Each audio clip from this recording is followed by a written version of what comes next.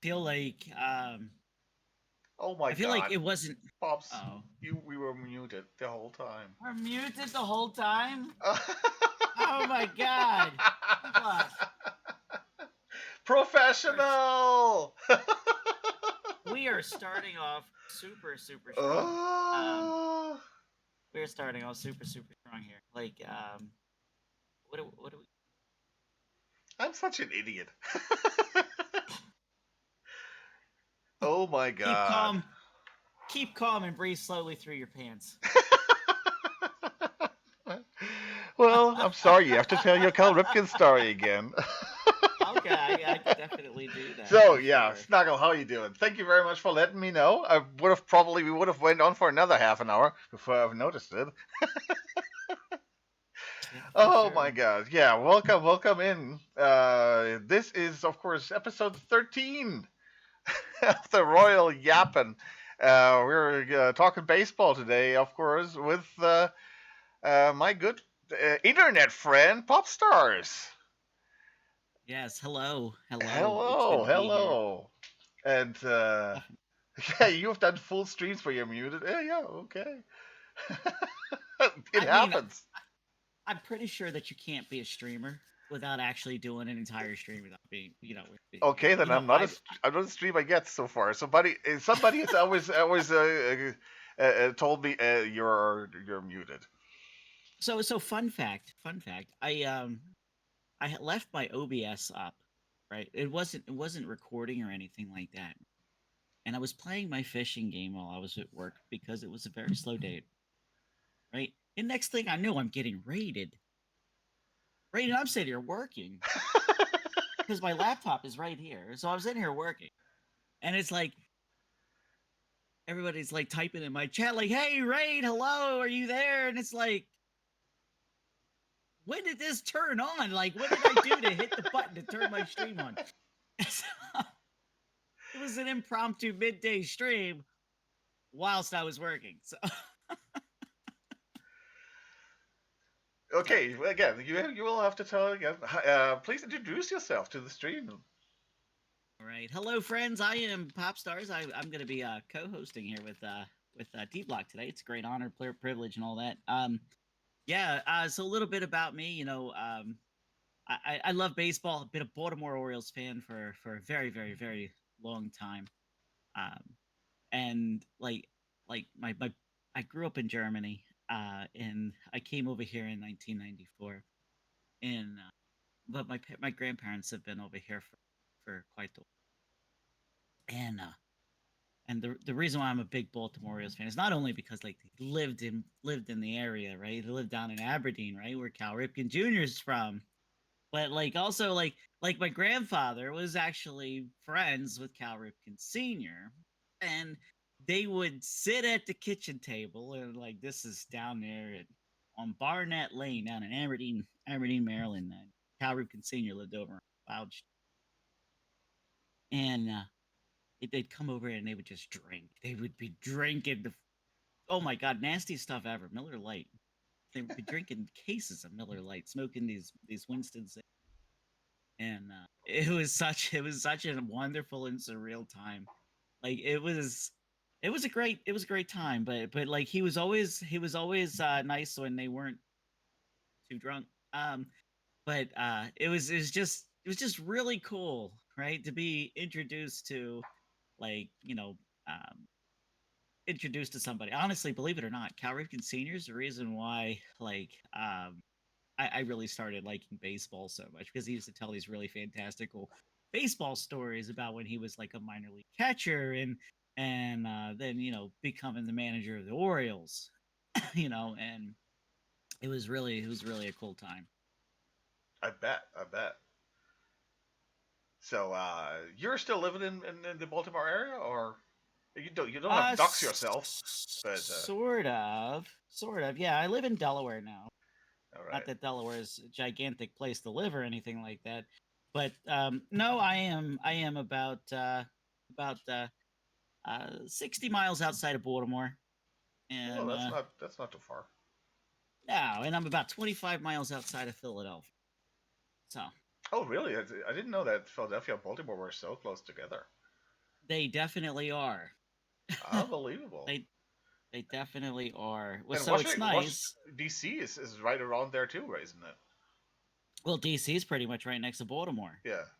I, s- Geez, I didn't know they were so close together there. With Philadelphia, I always think that's far more to the east.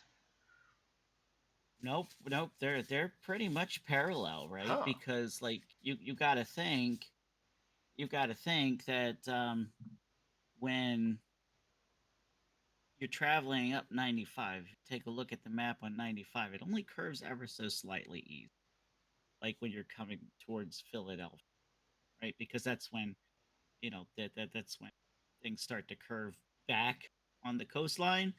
So, but yeah, no, they're pretty much a straight shot. Huh. Um, yeah, and that was done. That was I feel like that was done pretty much intentionally, because Philadelphia was once the capital, Yeah, I know. I know that. and then they moved it to Havre de Grace, Maryland, and then from Havre de Grace, Maryland, they moved it to Washington. So it's kind of like a straight shot along that corridor. There's actually an old road, Route One, that actually connects Baltimore and Philadelphia together. Oh, okay. Hmm? An Hey, I old learned colonial something. type. Yay! Yeah. So we Hey, can, we can't be yeah, we can all stop now. unlearned here. Yeah, we can stop now. I learned something. Okay. Fantastic. Great. Mission accomplished in Mission the first 10 minutes, accomplished. 20 minutes of the stream, but you learned something. Hey, I mean, we had like 13 minutes of those were muted, so they don't count. Oh, that's true. So we learned something in 7 minutes. All right. So, I thought I actually found this today with the we have the MLB pickle, Ooh, pickles. I love pickles. and But I don't think you mean that kind of pickle. probably not. Uh, oh, dirty. The MLB has some kind of fun games here actually on that side there. This is one of them, and actually I have never played it, so let's do this here. Find the mystery MLB player within 9 guesses. So Within let's nine see guesses. what we're Oh my having here. god.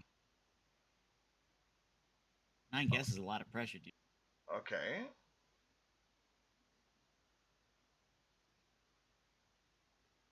so we picked the first guy. Uh, Boston AL East. Okay. so Okay.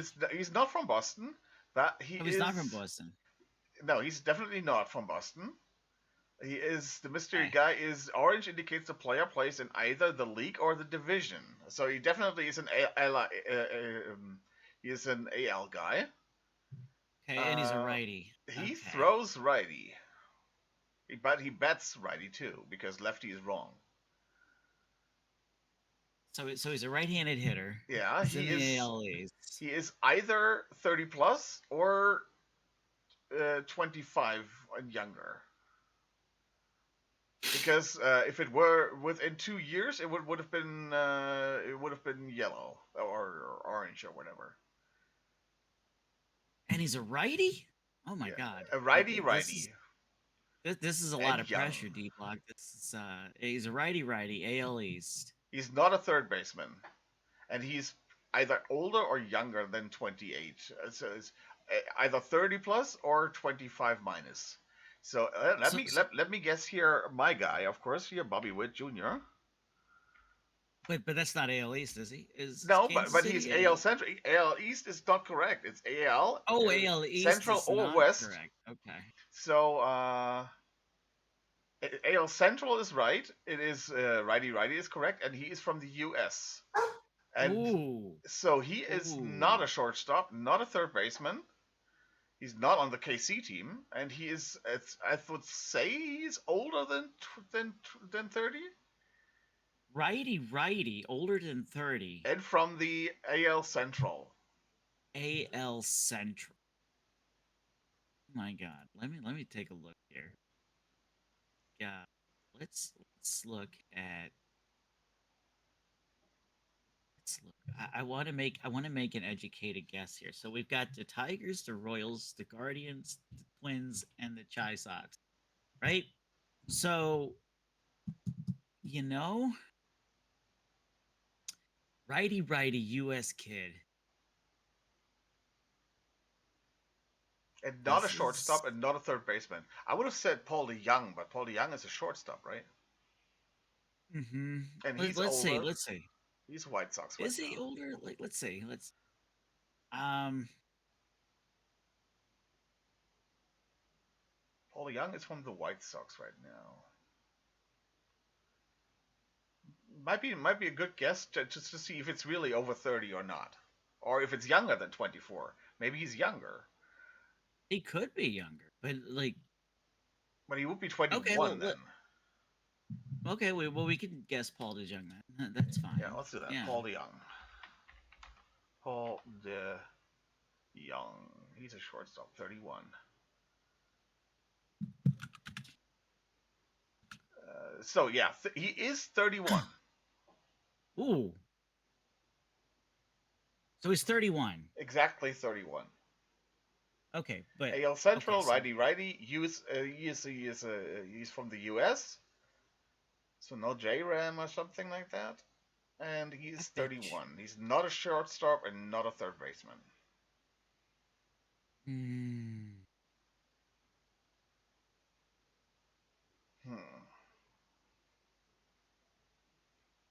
Hmm.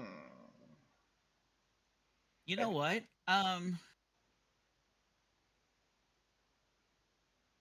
He's 31. He's too young.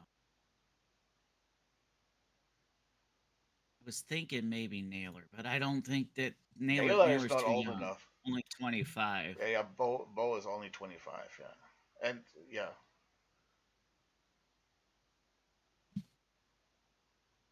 Hmm. Trying to. Kepler is not in Minnesota anymore, and he's You German. know, I'm Okay. just right. I'm gonna throw out a name. Maybe this is right. Maybe Yeah. this is wrong. Maybe get the No, team. because no, that's the wrong age. The wrong age. Well, again, we have some more guesses, so put it out there. Maybe that's the right team. Well, I was thinking Hunter Renfro, but we've already guessed It's not Kansas, Kansas City. so it can't be Kansas No, City, it's not Kansas City. and so that leaves us with Chi Sox. The Ooh, don't the Tigers have an old head? I don't think Benintendi is old enough, right? It's been a while.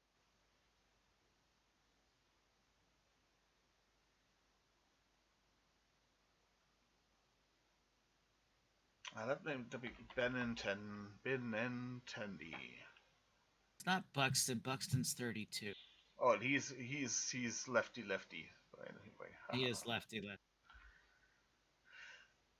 Um,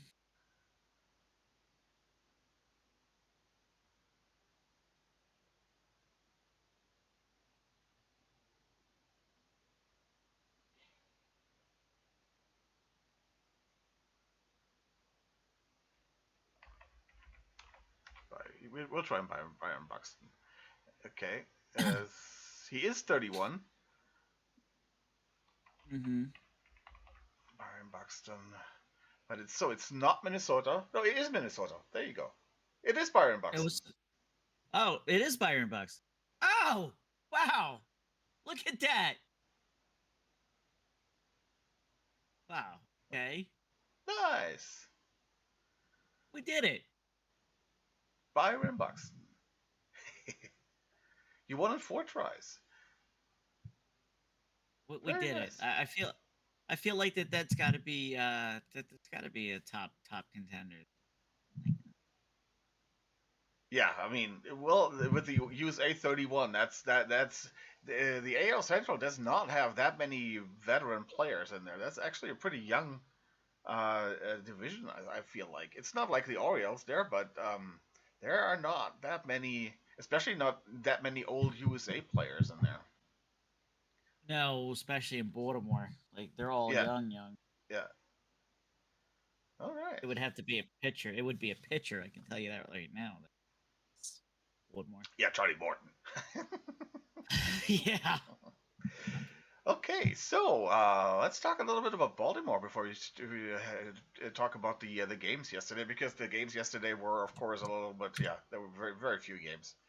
Baltimore last right now in the AL East.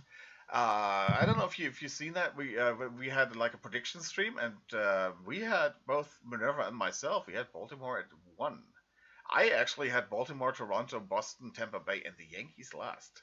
And everything's coming true right now so far. The only thing, the Yankees and Baltimore switch places there.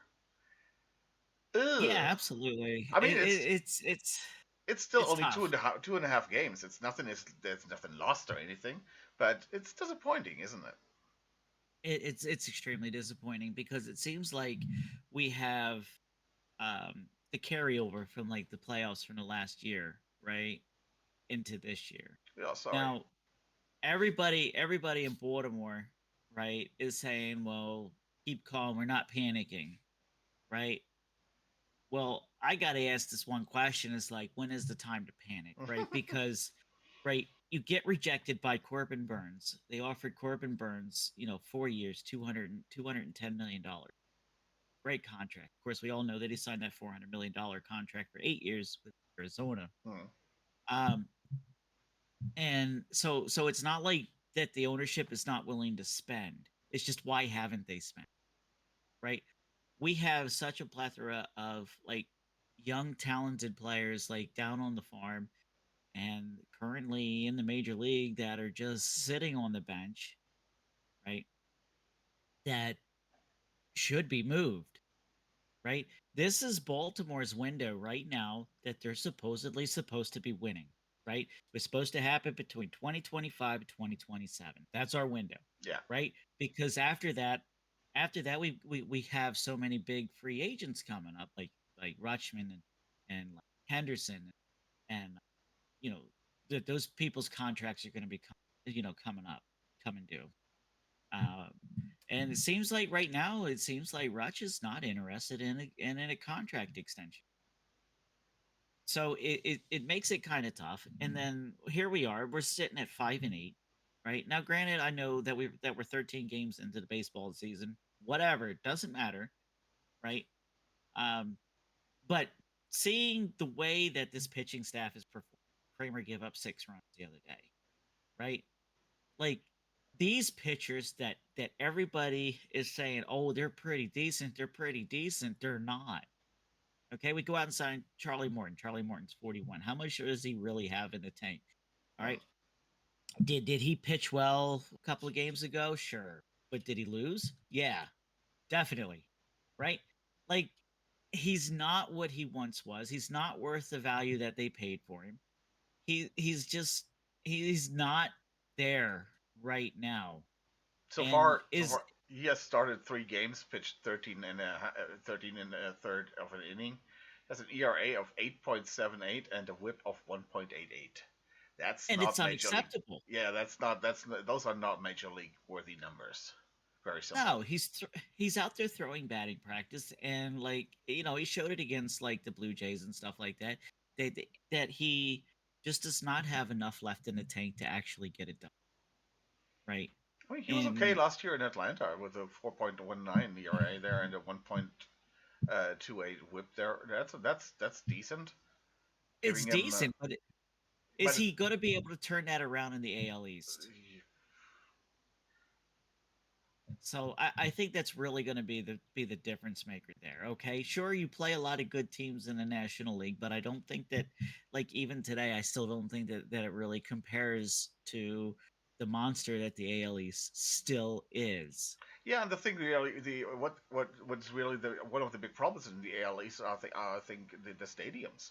They're all home run heavy stadiums basically. You They have are. Fenway.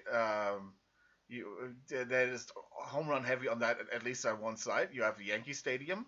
Rogers Center is one of the higher home run stadiums, and you have Baltimore, who used to be a bandbox. They changed it a little bit, but now they moved the fans in again, right? They did move the fence in again. There hasn't been really enough games. There really haven't been enough games in Baltimore at this time to Yeah. say like whether or not that this fence is going to produce.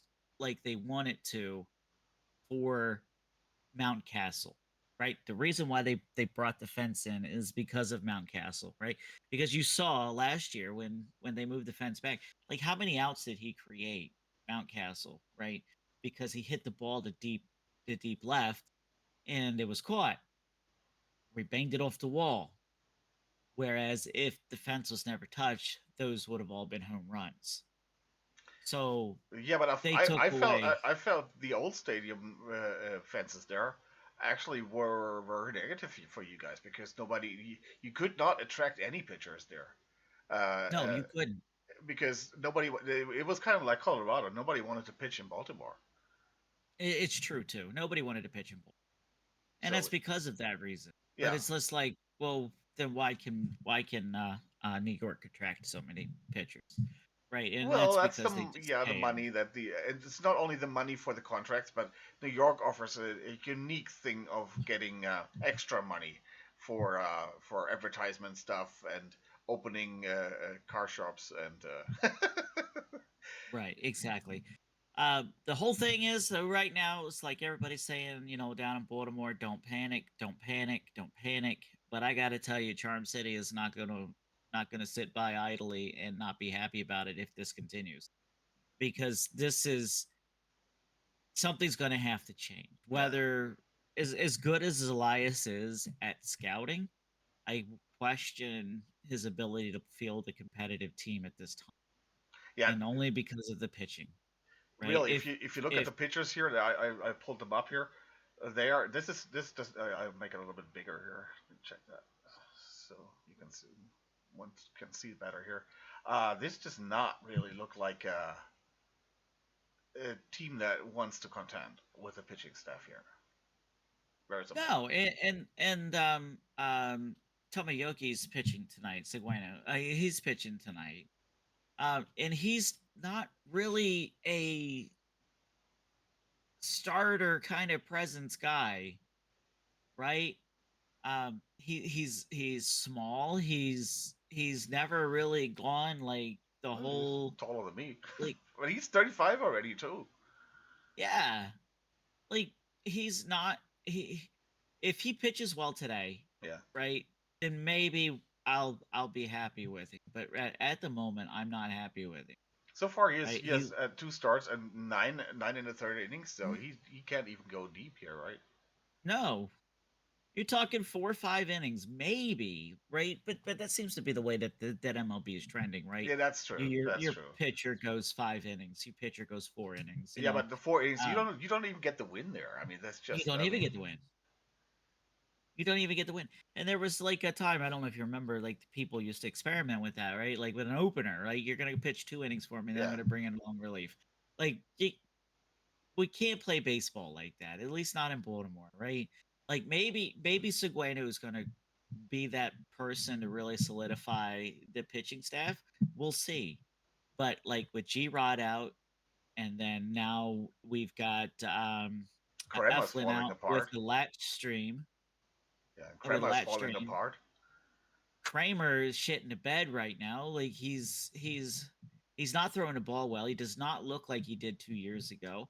I don't know why people still are high on Kramer. I've never been high on Kramer. Like when Kramer was having that great year, I was just like, no, I don't like him. I said there's something about him that just does not say I'm a big time major league pitcher. So Cano is definitely Cano. Cano is throwing the ball good in relief, but he walks a lot of guys Yeah, still. yeah, Bautista, he's still getting his legs back underneath him from time to time. yeah, I still think he's going to be a big time closer. He's hitting 99 on the radar gun. So like I'm happy with the bullpen area. yeah. But the bullpen I'm doesn't not help you happy with the if you don't starter. have the win there. If you don't have the lead. Exactly, exactly. Povich, young guy, like 25 years old, like he's not throwing the ball well, like at all. And it's like he's supposed to be one of like the he's supposed to be one of these up and coming Baltimore star pitchers, but he's not. We do, as far as I'm concerned, We have no star pitchers in Baltimore. How do you like McDermott? I like McDermott. I like McDermott. He's I just question the usage of him. You know, we'll see what happens. In my opinion, we'll see what happens. But he needs more experience before I say, yeah, okay, maybe he's the real dealer. Yeah, and the rest of the pitching is basically they're all high A or double A. Exactly. And that's what's going to have to happen is Baltimore's going to have to make a trade. Baltimore's going to have to trade somebody like Enrique Bradford Jr. Which I don't see why they should or want to, but that kid's a stud, right? He is going to be such a big time star at the major league level in 2 3 years, right? And I feel like he's going to have to be one of Baltimore's trade pieces. You know He's going what? to have to be. He looks like a Kansas City guy. He looks like a Kansas City guy. I mean, I can kind of see that. He kind of gives off that like D Gordon vibe, Yeah, you know. with that Um, 50 hit, no power, but 80 run, fielding mhm. 70. What I have Yeah, here and for the he's that that's fast, that's that's fast. completely that's what you need in Kansas City. Kaufman in the center field there. Yeah, he's fast, fast, and he's a nice kid too. He signed a baseball for my nephew up here in Wilmington when he came to town and spoke to us for a little bit. Real nice kid.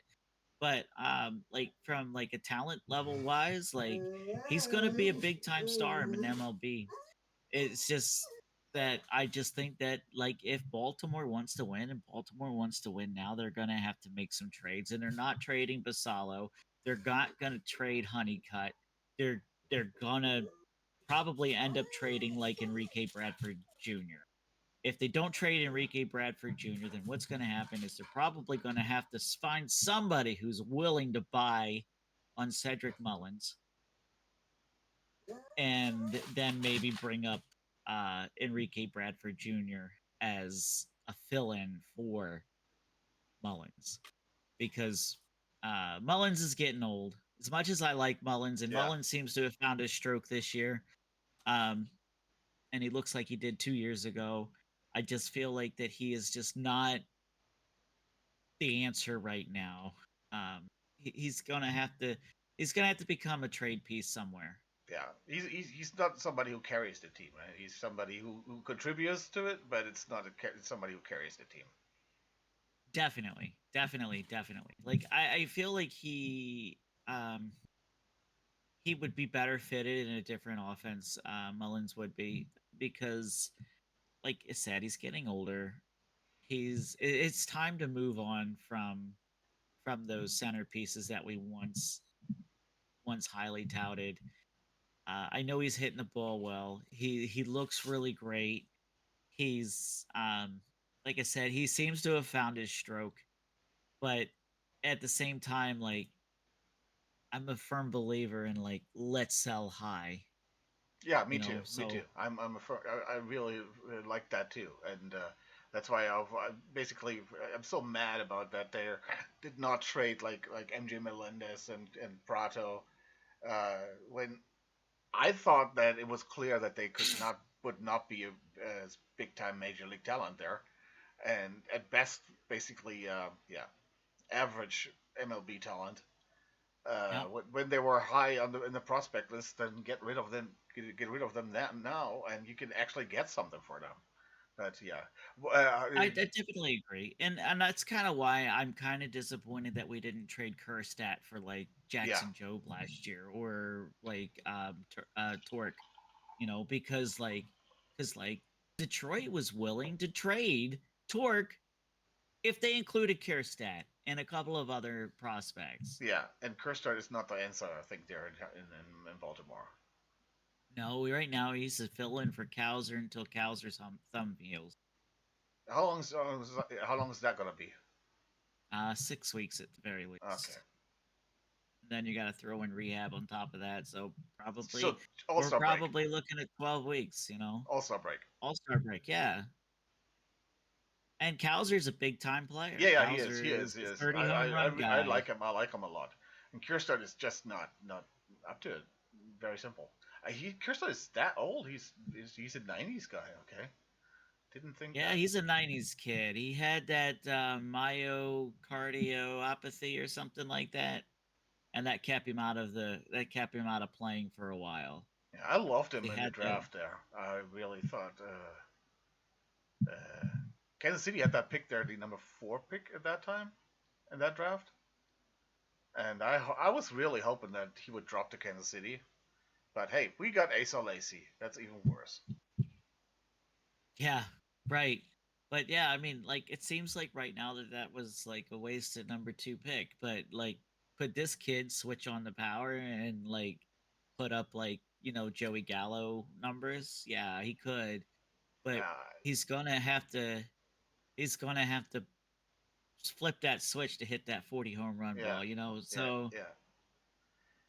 it's kind of tough. It's kind of I tough. mean, that's baseball. I mean, to be honest, I don't think that nobody would really fault Baltimore for taking him there to number 2 overall. At that no, time, they not at didn't, that and time. it turns out to be that, well, that's baseball. That some guys, you never know how people develop really at the pro level there, how the body holds Well, up and everything. And at the time, I thought that was a great pick by Baltimore. But yeah, well, you're exactly right. It's like when Baltimore took Hunter Harvey number one, expecting to be that big number one star guy, and then his arm blew up. yeah. Now And he was a very nice bullpen piece for Kansas City. exactly, right? So what are you gonna do? Yeah, with Kansas City with Daniel Lynch there, that he is they're trying and trying and trying to make him a starter. He's not a starter. Very simple. He can be a long reliever if you want to, but it's like once they with most with starters it is once when the third time around that they get much better hitting, and with Daniel Lynch it's when they're second time around. Very simple. Yeah, He can there give you there's three some innings. people. That's it. Yeah, there's some people that are just not meant to be starters because I feel like I so how do I want to say this? The starter nowadays is not what they once were, Yeah, he's not an 8 inning guy right? that gives us to the No, closer. it's not like this bulldog mentality, that you used to be a starter. Yeah, Like back in the days of like Nolan Ryan or Oral yeah, Hershiser or Nolan Ryan or even Maddox, and you could even go yeah, back even further than that. Like, hey, I just gave up my 13th run, but guess what? I'm going to pitch all 9 of these damn innings. And like nobody's like that. Nobody has that uh, rubber arm anymore. Nobody like I don't know what the difference is. Everybody's just trying to throw super super hard. Nobody pitches anymore. Um, yeah. The problem is and really if you're pitching, you don't even make it to the major leagues because the scouts are only looking for velocity. That's all. right, They don't right. care about So control. Control, you can learn control. No, you cannot learn control. Control is something I think you either have control or you never will have control. Very simple. I agree with that completely. Right? It's like when Maddox came up with the Cubbies in '86. Right? Maddox was throwing the ball hard. 94, 95, hurt himself. Right? Then he learned to pitch, and then history is history from there. Right? Yeah, you have to. I mean, you have that often with guys who are like in their 20s and they're throwing hard and they have their first real. Their arm just well, they just lose a mile or two, and suddenly their fastball is not working anymore. And suddenly they have to learn to pitch, and then people fall apart there. I mean, you have Felix is a good is a good example there. I think that once he lost his velocity was going down by like 2 miles per hour, he was just an average MLB pitcher anymore. Verlander had to learn to pitch. He had Right. like 2 years where he was had almost like 4 ERAs, And, almost 5 ERAs there, where he really had to learn how to pitch there and not to just blow people away. and guess what? And that's why they're in the major leagues for 20 years. Yeah, exactly. That Right? those pitchers are make that cut there, and that's why Felix is a borderline Hall of Famer, and Verlander will always be a Hall of Famer. I feel like King Felix, just because of that perfect game, will definitely get into the Yeah, Hall of yeah, Fame. me too, me too. That's But that's my it's pick. it's going to take When a few ballots though. I'm not so sure because you Okay. got to look at those teams that Felix played on. Those teams were not good. So I respect the guy like Oh, King I Felix. love Like Felix. I if he thought, played if he played on any other yeah, team, like he would probably have 400 wins, 500 wins. Like if he played on the Yankees back when he was in his prime, yeah, like he would have been a perennial 25 game winner instead of like 18, 19, maybe 20 yeah. He sometimes. basically had to pitch perfect for Seattle to win. And Exactly. that that Seattle that's didn't have. that pressure alone. That if he gives up more than 2 runs, then he knows that they're gonna lose. Uh, that's a tough tough way to pitch. But I loved him on the mound there. It's just a presence there that's just uh, I just always thought it was fun to watch. Same thing with me with CC Sabathia. I always thought like, man, I would shit my pants if I would just stand there and had to, even though he didn't throw that hard actually, but it's just this mounting figure there on that mound, and just I just would knew that if he wanted to, he just could take my head off and just laugh about it. Well, when you've got a guy staring in at you, right? Yeah, Like that's like what 6'8", throwing 90 some plus mile an hour fastballs and not afraid to pitch inside. Like what are you going to do with yeah, yeah, that, yeah, yeah, yeah, exactly. right? And he's just a massive guy because like he was an alcoholic, so he was like just had this big figure to Yeah, him, yeah, yeah. and he overate, and like it's just massive. I would be afraid too. I would be afraid too. Like I don't think I would be but as afraid of CC Sabathia as I would have been as of like Bob Gibson. Yeah, because Uh Bob Gibson was mean. he was mean, and that's the way that you had to play baseball then, right? Well, I'm not sure. I think he was still a standout mean guy. I mean, just I hate that I mean, you beat me and I throw a ball at you. That's not sorry. Uh, that's a if you really beat me, then it's a tip of a cap normally, and not I throw a ball at you. But that was Gibson. If you got Yep, a home run of him, kidneys. you do next time around. He threw a ball You're at your getting head. drilled. Yeah, You're getting drilled. Yep. Now, I mean, yeah, that's what makes baseball so fun. Is because like there's so much history to it. yeah. There's so much magic to it, and like you can sit there and you can bash each other's teams, like we do, and it's all in good fun. And then you still come back to one thing, and that's the fact that it's baseball. Yeah, exactly. That's my favorite pitcher is Kevin Apia. He was never a I great loved pitcher. Kevin Appier, He was never a but he great pitched for pitcher. like 23 Yeah, years. yeah, he did. He pitched very long, and but like today's pitchers, they're always taught like don't show emotion, don't get too high, don't get too low, and you keep the emotion out of it. Don't let them show you that you're shaky or whatever. I mean, Kevin Apert was never shaky. The only emotion you showed was that, I mean, he was angry, and when he was angry, there was like steam coming out of his ears and his nose, and spit was flying, and he pitched better angry. Very simple. He was just, I don't care. I'm gonna throw that ball inside, and I don't care. And that I think that's what I'm actually missing about baseball a little bit. That on the one side, it's cool that somebody reaches first base and they're gonna have a little talk, and then they reach second base and they have a little talk, and it's all friendly and all that. That's fine. That's cool. But sometimes, I mean, some kind of competitiveness, this shown competitiveness, that would be more. Yeah, I would love to see that more. I would too. I would too. But I think honestly, like we're starting to discuss like what the actual problems are that I feel about baseball now, right? Like there's no starter, right? Everybody wants to just throw super super hard because that's how you get outs. Apparently, is throwing 100 mile an hour. Like the hell with your arm. Let's throw 100 mile an hour. Let's not learn how to pitch. Let's not learn how to throw a 12-6 curveball or a 3-9 slider or something like that, Oh or yeah, hell, even a they're cutter. not. Don't Like, throw the slider anymore because that's too long in the that's too long in the strike zone. well, right, but like you've had people that used to have success with this slider, right? Don't throw that fork ball. Don't throw that split finger fastball.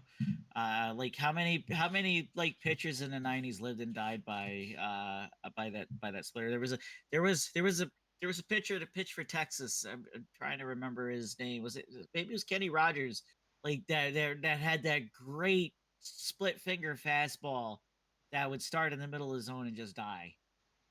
Like there was there but nobody pitches like that anymore. Well, the Like, Japanese pitchers they're bringing that back, and suddenly that's all vogue again. well, But I certainly before hope so. Otani, I think the last one who did that was basically Nomo, and Yeah. Well, but and Nomo had one of the everybody was telling him, no, you can't throw that anymore here, and then Otani comes, and suddenly it's on vogue again. it's I mean, popular, yeah, right? And that's because the popularity of like Otani and stuff like that. Oh well, look at him. This guy can throw the ball 95 mile an hour and have it split. That's great. I'm glad that Otani can throw the ball 95 mile an hour and still split. yeah. I mean, Like, that's not natural. no, it's not. But like, um, I don't know. The Japanese pitchers are built different. The Korean pitchers are built different. Yeah. Um, Hey, most of Jake, how them, you I doing? don't. Most of them, I don't think really can still compete over here in Major League Baseball. But like, damn sure, like the last few that they brought over to the Dodgers really think. Yeah, or Uh, like Imamoto in Shota in Chicago. yeah, right. Exactly. Exactly. Kodai with the Mets are is doing well. Yep, definitely. And then I see your guy talking about the gyro ball, the old Daisuke Matsuzaka gyro ball. I let that thing was crazy. Kind of looked like a curveball and it split weird, uh, but yeah, like the Japanese pitchers are built different. They pitch different. But they're taught differently Um, from a very small age, right, exactly, and exactly, and that's why they dominated the Little League World Series there, right? Because they're taught completely different. their arms last longer. Yeah, The only Japanese pitcher that I've seen that required any type of Tommy John surgery ever has been Otani. didn't And you I Darvish would need one? oh, you know what? Darvish did, but that was late in his career. Yeah, that's true. Like that was late in his career. And man, I always wondered, I always thought about that, right? Like what would it have been? You Darvish in his prime versus right? Like what would that have looked like pitching wise? It Yeah, would have been a great match. it would have been a great matchup. Yeah, yeah, yeah. Not you Darvish of the Padres versus No, no, no, no. You Otani Darvish now. No, when he came over here to Texas, right? It was to Texas, I think. Texas. Yeah, Yeah. Texas. It's with Texas for a very long. Yeah, they have It exactly, Jake. They have an insane work rate, but that's of course that's another cultural thing there that there are, and you might when you're an athlete that is a good thing. I think culturally it's probably not something that I would advocate right. for. There, the work ethic of the Japanese would probably not something that I would advocate for. But Well, if you're an athlete, that's what you need. Very simple. but if you're Hey, looking, bye. if you're Hola. looking, if you're looking at like the quality of baseball players coming out, I'd be honest with you, like America puts out some good baseball players.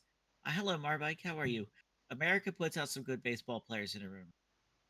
But like when you've got countries like uh, Cuba and the Dominican Republic, some parts of Puerto Rico, where people don't have an opportunity to get a job, and like all they do is play with sticks and stones. They Yeah, play baseball every day, day in and day out, and then they generate like these monsters of baseball players. Um, And then you got Japan, who like, hey, if you want to play baseball and you're halfway decent at it, we're gonna figure that out by the time you're age of 4, and that's all you're gonna do. And I, in some way, think that they still do that in Korea as well. But Yeah, yeah, they do. um, Yeah, yeah, yeah, and then right, the American way means they get hurt. Like I said, I'm a big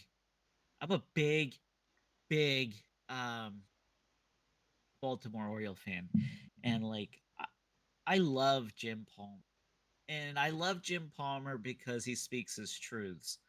Right, Jim Palmer when he's on TV, he does not hold anything back. If he like doesn't like the way you're pitching, he's gonna be like, "Yeah, you just decided not to throw that ball correctly" or something like that.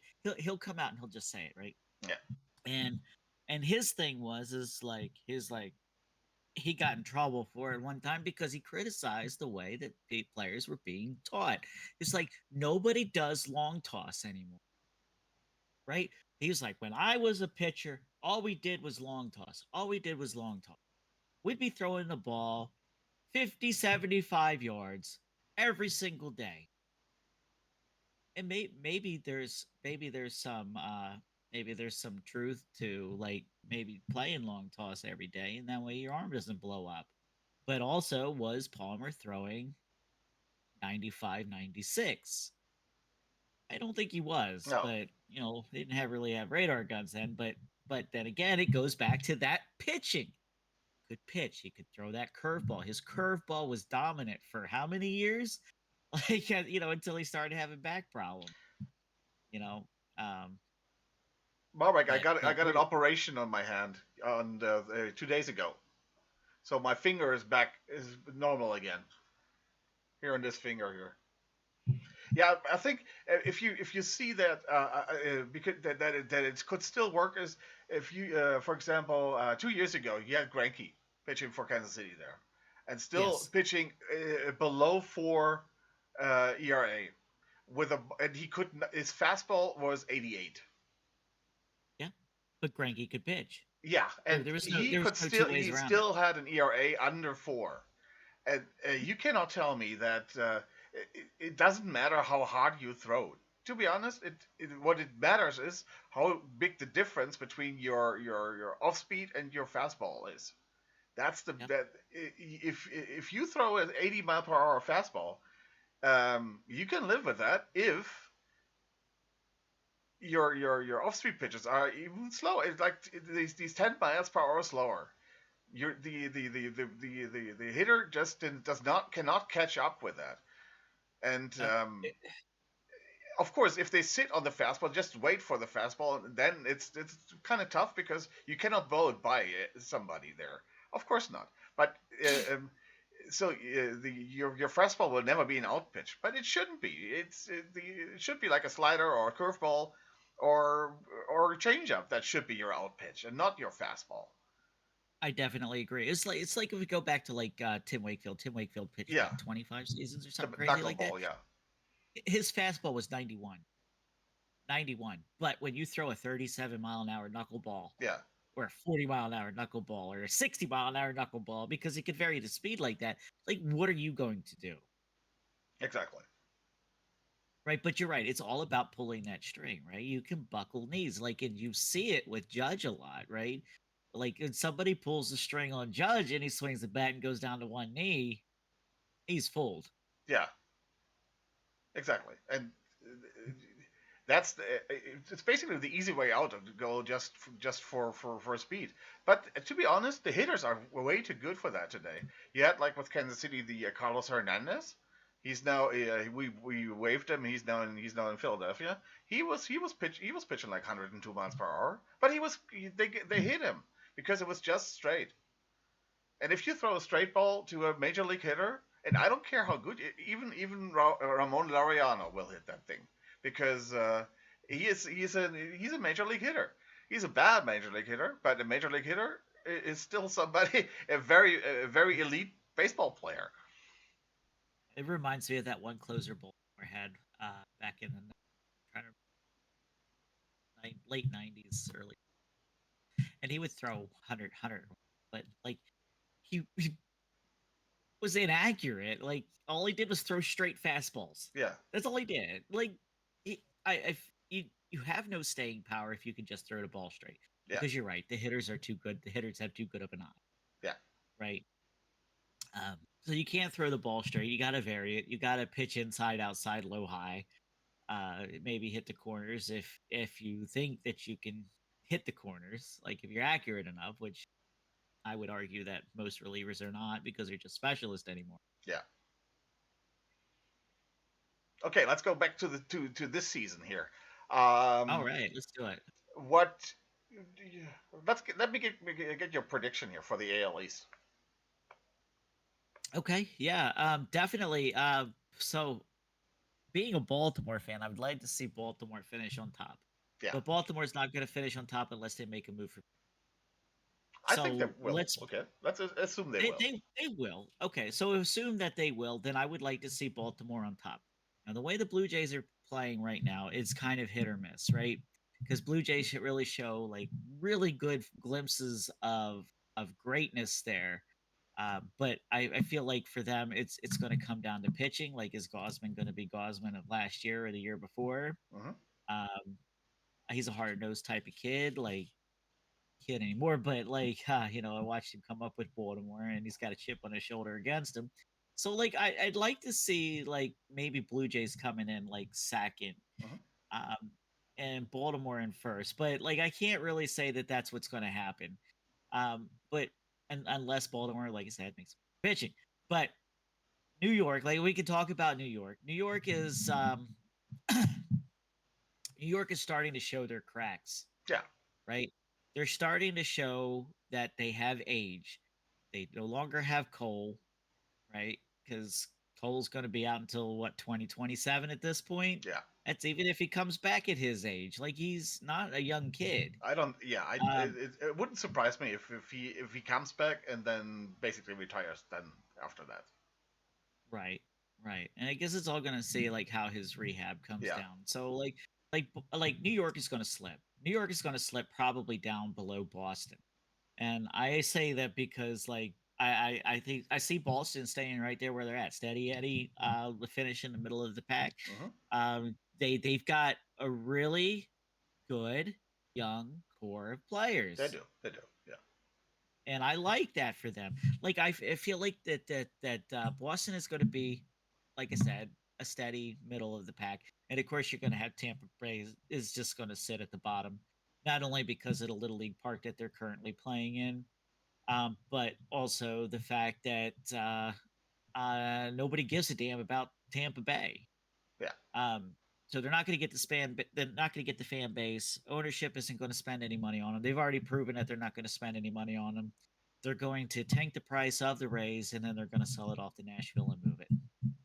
Yeah. Um, and then Nashville will have to um, pony up the big money for the players, which all the reports and stuff that I've been reading about Nashville's willingness and want for a team, like they've already drawn up the plans, they've already allocated the land for a stadium, they've already come up with the colors and everything for. So their next move is just going to be like saying, "Hey, Manfred, give us a team." And we want Tampa Bay because Tampa Bay after this season, the ownership's going to be willing. Yeah. But The thing there is really there is kind of like that expansion talk, yes, and that's the latest they will get a team. yes, that would be correct. Um, it's kind of tough, and I feel like if there was no like if there was an expansion, right? Like, let's Yeah. say that we expanded baseball again. Like I just feel like we can't keep the Rays in Tampa Bay. No. So Tampa Bay would move to Nashville. It would be kind of like what the Washington Senators did when they moved to Minnesota. Um, and then you would have uh, I can't think of another place that would put another ball team, but um, Portland. you'd have to put one more. I've heard that Portland is very high, Portland. Well, yeah, that's true. That's true. Portland is a good and that would be area. actually if they would put a team in Portland, That would be instantly for me something that I could get behind.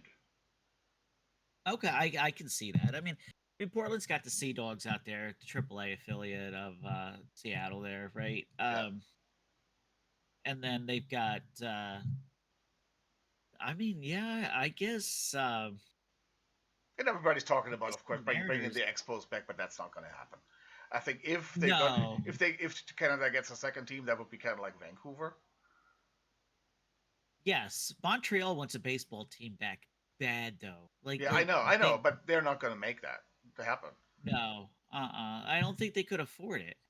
Well, I just don't think Rogers. they could It afford it. depends on Rogers, but that would, of course, mean that Rogers would have to pull out money from Toronto. True. True.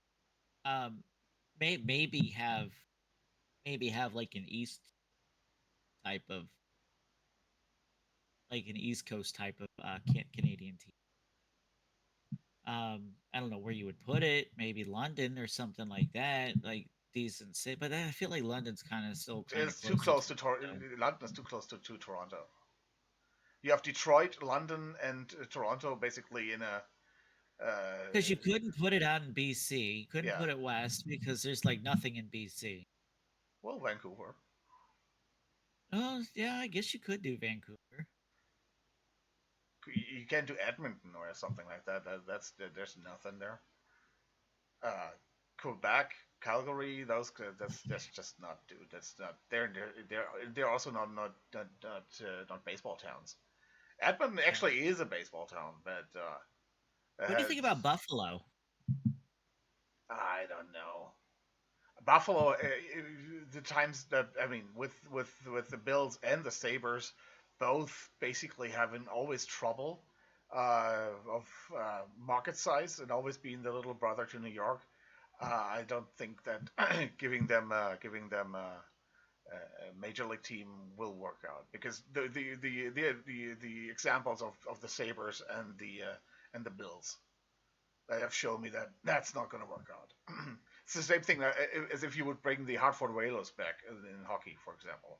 It's That just makes not going to work. Between New sense. York and Boston, have another team there in Connecticut, even though they have the history and a lot of people would love to have the Hartford Whalers back. It's just Or not going to like the work. Baltimore Bullets or something like Yeah, that. Yeah, exactly. Yeah, it yeah, makes sense for sure. Yeah, I mean it's an interesting thought, but yeah. What So about my prediction for the Mexico City?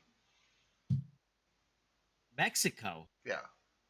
the way things are going right now, I Well, don't think they're yeah, going to yeah, I make know, it. I know, but But I mean, honestly, I like the way that you're thinking with that.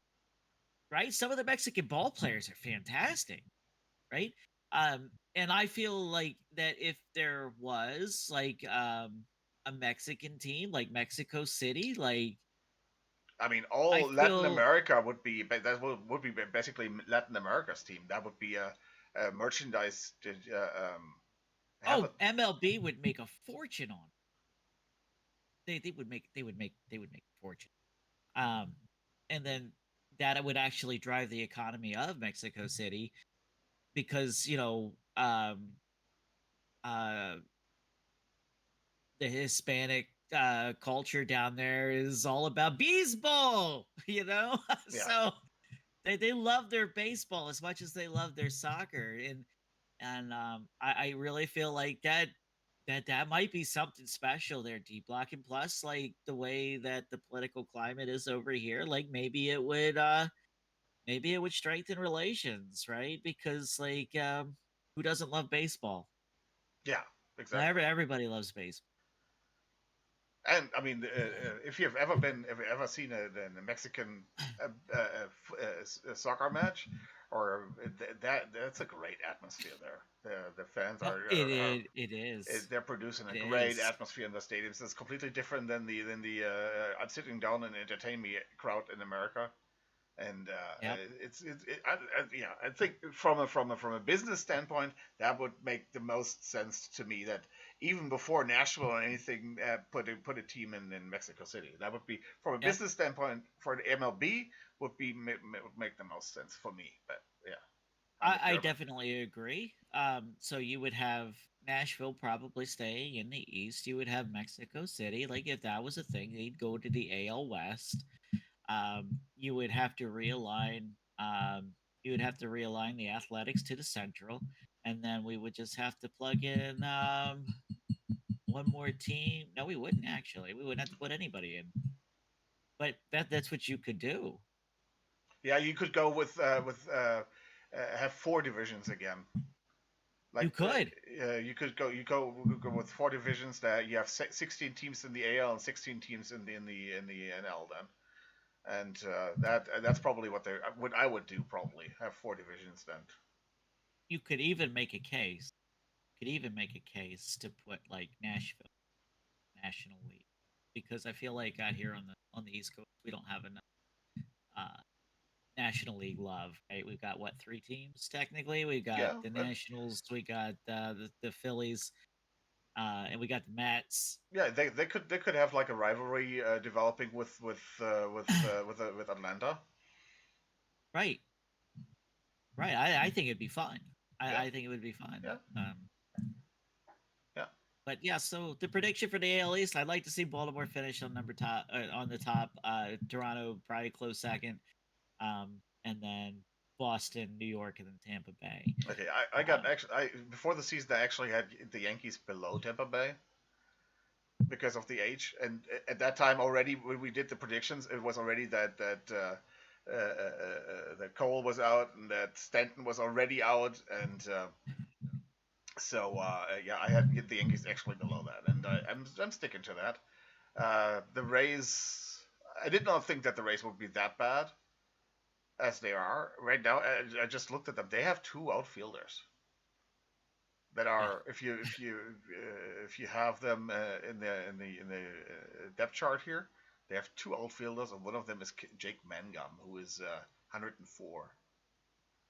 Now he's 29, but he's not he's not. Yeah, Jack Mangum is not the guy you want as your one of the two outfielders. Hey Max, how you doing? They do have some. I mean, one of my guys that I really like here is Junior Caminero. Um, yes, yes. I love him. I think everybody is super high on Caminero. Yeah, Like Caminero is like he's gonna be a stud. It's just at what point in his career is he gonna exactly. be that I stud? actually he in OTP he has a bronze card, and I am speculating that he will be at the end of the year will be a diamond. Okay. I mean, like if we look at his trend for this year, right? So right now he's hitting 282, one home run, three RBIs, like 39 at bats. So if we kind of like trend that out, I mean you're looking at a 20 home run season. You're looking at 70, 80 RBIs. And if he keeps that 280 average up, that's spectacular. Yeah, I think the power Like will come spectacular. just with routine and right now I think he's more swinging for like I just want to make contact and just want to get a hit here, and with routine I think the power will come with him. I don't think he has so much natural power that he can't hide it, Nope. and And being 21 years old, yeah. like let's go. Like I will be all in for this kid. Yeah, his walks are, but then again, he's 21, and that's tough. Walks are getting tough to get in the MLB. If you're overzealous and if you don't have that natural eye, it's tough to get walks in the MLB. Well, the hitters are aggressive, Yeah, and you have to make that decision. Like you have point 0.3 seconds to make a decision on yeah, and that's of course the a other thing with the fastball. throwing So hard. I mean, no, I mean if you can catch up, if you're not aggressive, you're not going to catch up to the 98 mile per hour fastball. That's the no, problem there. you're not. You're not. But yeah, I'm totally for Caminero. Like totally for him. The Morel. Oh man. Ah, I I feel li- like I was I know very he's only 25, but like I feel like he's been there forever. yeah, I know, and of course with the Cubs and me being really liking the Cubs too, I was really high on him. But yeah, he's I'm not sure. I mean, the what I've seen right now so far from him is actually he's it's a lot more than I've seen from the Cubs and what I've seen from him when they traded him. They traded Paredes for him last year, and yeah, he was completely. He had 21 home runs, but he was completely overwhelmed there this first season there, and I think he hasn't had a home run yet, but is you see the OBP is 333. That's pretty nice actually, and It so is pretty good. um, I think what Vlad did last year when he had that very tough April when he's hitting under 200 there, it was just going okay. I'm just gonna sit here and I'm just gonna make contact.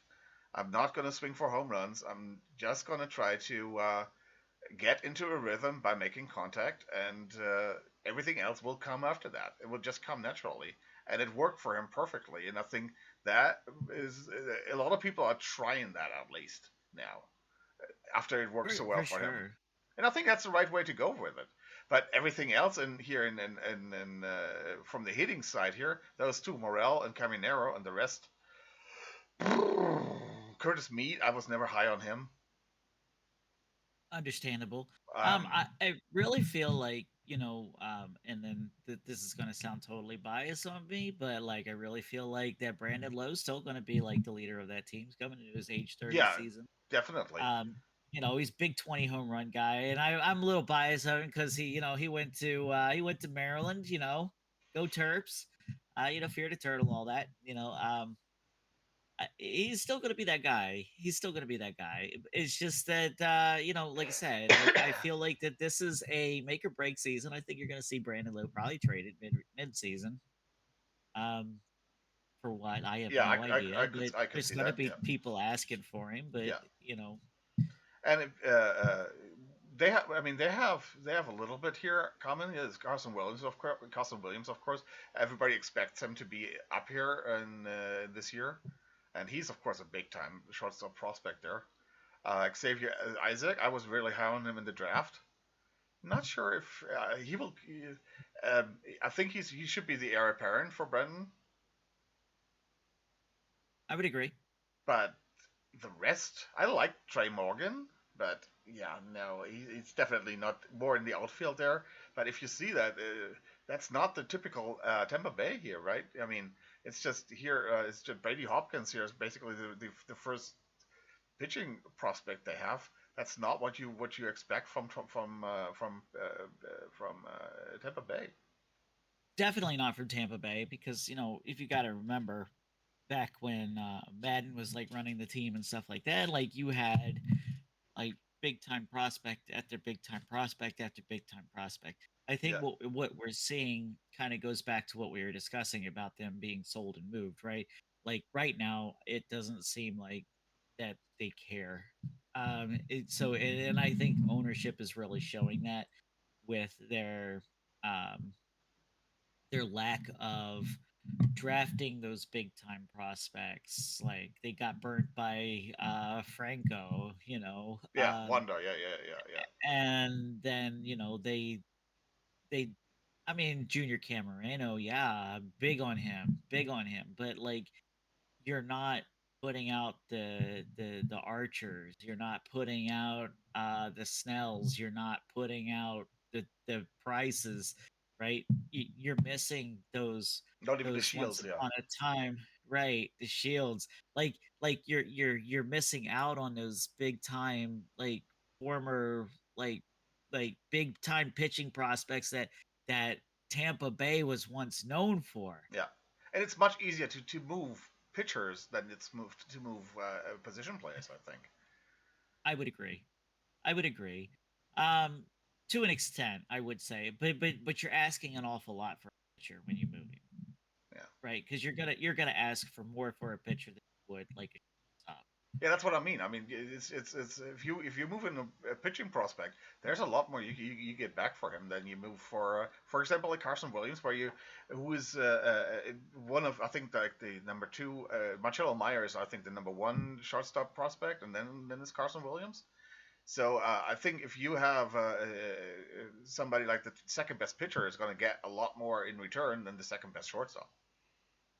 I would agree. I would definitely agree. And it also, it also depends on like I like projected ceiling, Yeah, yeah, of things course, of like course. that. Um, so having like all that data, like making speculations without all that data is kind of tough. Yeah, This yeah, is kind of like why I was talking about like Enrique Bradford Jr., yeah. right? Like you can look at his scouting report, 90 speed, 70 fielding, that kind of thing like that, and say like, hey, this guy can't really hit, but can he though? Like No, he's gonna hit I his think he can 250, hit. he's gonna He's hit his probably not going to hit 260. for power. That's No, but that's why I said he would be perfect for Kansas City, where you don't need power.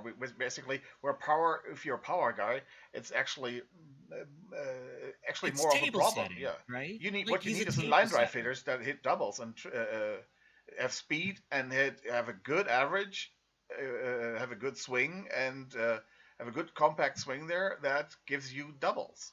That's what you need in Kansas City, and he's perfect for that. Right. I just feel like that that's something that they're going to have to consider is moving prospects. Yeah, As we can see, Tampa Bay doesn't really have any prospects to move. yeah. I see them moving Brandon Lowe. Like I say, he's coming into his age 30 season. How much more does he have left in that tank? Does he want to be in Tampa Yeah, Bay still? if You know, how much how long is the window that they can get something for him? That's the thing too. exactly. And that goes back to what we said before. You got to sell high. Yeah, so high exactly. Let's have a quick look here at the AL Central. I mean, I don't know how much you are. That's AL that's that, Central's that fun. that seems to be the division that nobody really cares about, really, about the teams there.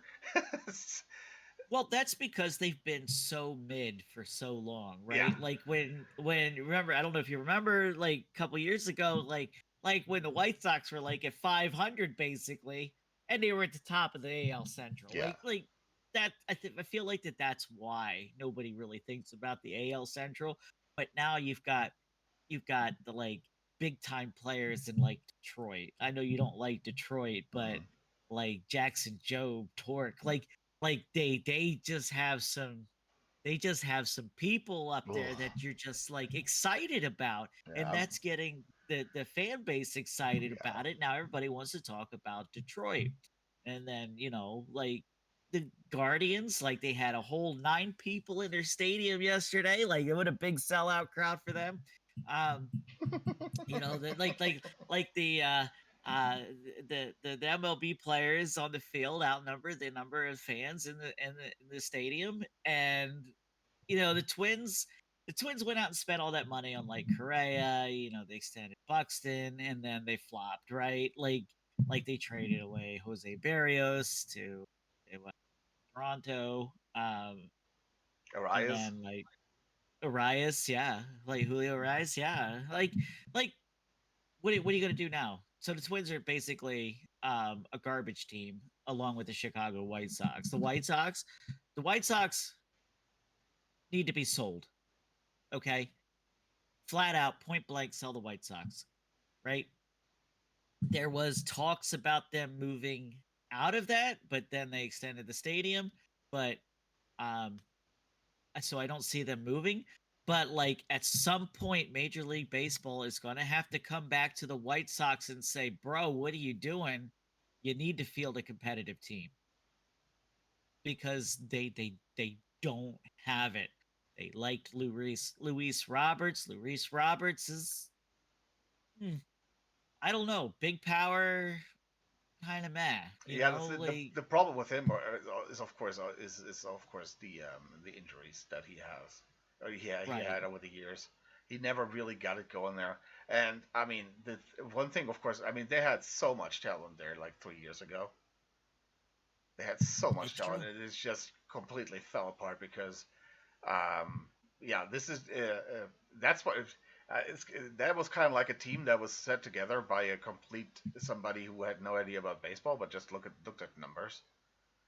uh, Exactly. You're it right. did not take into account any personalities and how they would fit together, and that's something that what I'm always missing from the sabermetric guys. That is, there are some stuff that you just cannot measure in that much in in just numbers there. So this is somebody clutch. You can't measure that. It's just that if you are there are just guys that if you come to the plate with two outs and runners at the corners, there are guys who are will produce the RBIs and some guys won't. And The issue is you got to get on base to do that, yeah, and they're of not course. doing Well, that. but like for example, we're going to talk in just a second about the Kansas City there. Because right now Kansas City has like two guys who have that in India and Witt, and to an extent Salvi, but Salvi never was a clutch guy. He would swing. It doesn't matter. So, Where but do they have everybody Salvi else batting is this year? you just if you have two outs and runners at the corners, you cannot strike out with the bat on your back. No, you can't. You Very can't do simple. that. And But that like I just means said, that you're not a clutch guy. That you have to make contact there, or at least swing. If you strike out swinging, I'm not saying anything. But if you strike out with your bat on your back, sorry, no. That's just not. If the pitch is close, if it was a ball and it's a close ball, okay, that's it. But it's two strikes. You have to go for that. But if you're saying I thought it was a ball, no, then you're not clutch. Very simple, and that's something you cannot measure with the sabermetrics there. But one thing that I have to say with the White Sox last year and also this year, their pitching isn't the worst. They have some talent there with the pitching there, they and do. yeah, They and have great yeah, pitchers. and if you look at the prospects here, I think there is Noah Schultz. Man, he is going to be a star. They did a great job of getting Kyle Teal from Boston.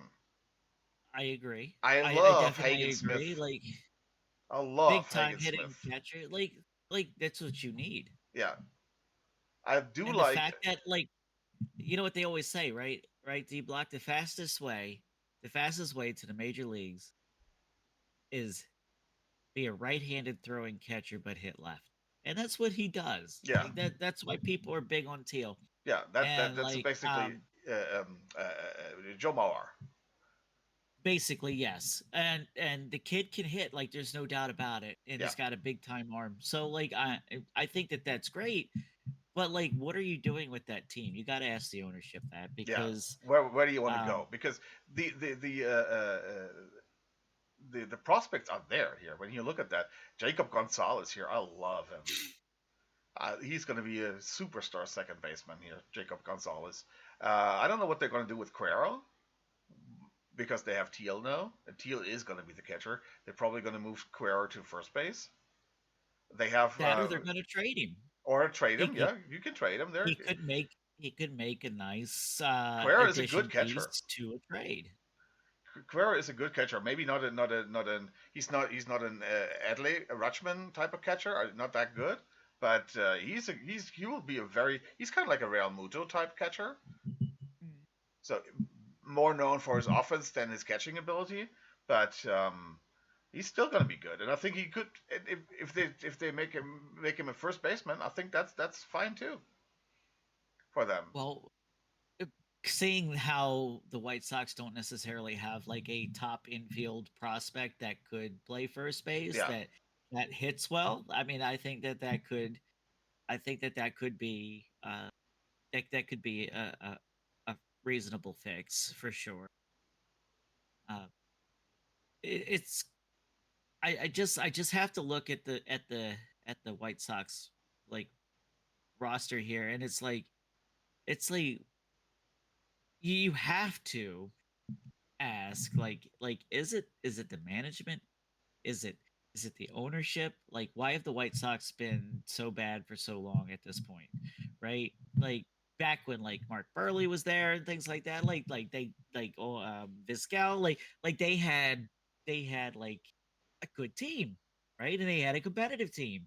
And then it seems like over the last 3 5 years, like they just don't have any, they don't have any like love for their team anymore on the South Side. So it's either at this point you get new management and or you know you get new ownership that's willing to spend this money, yeah, right?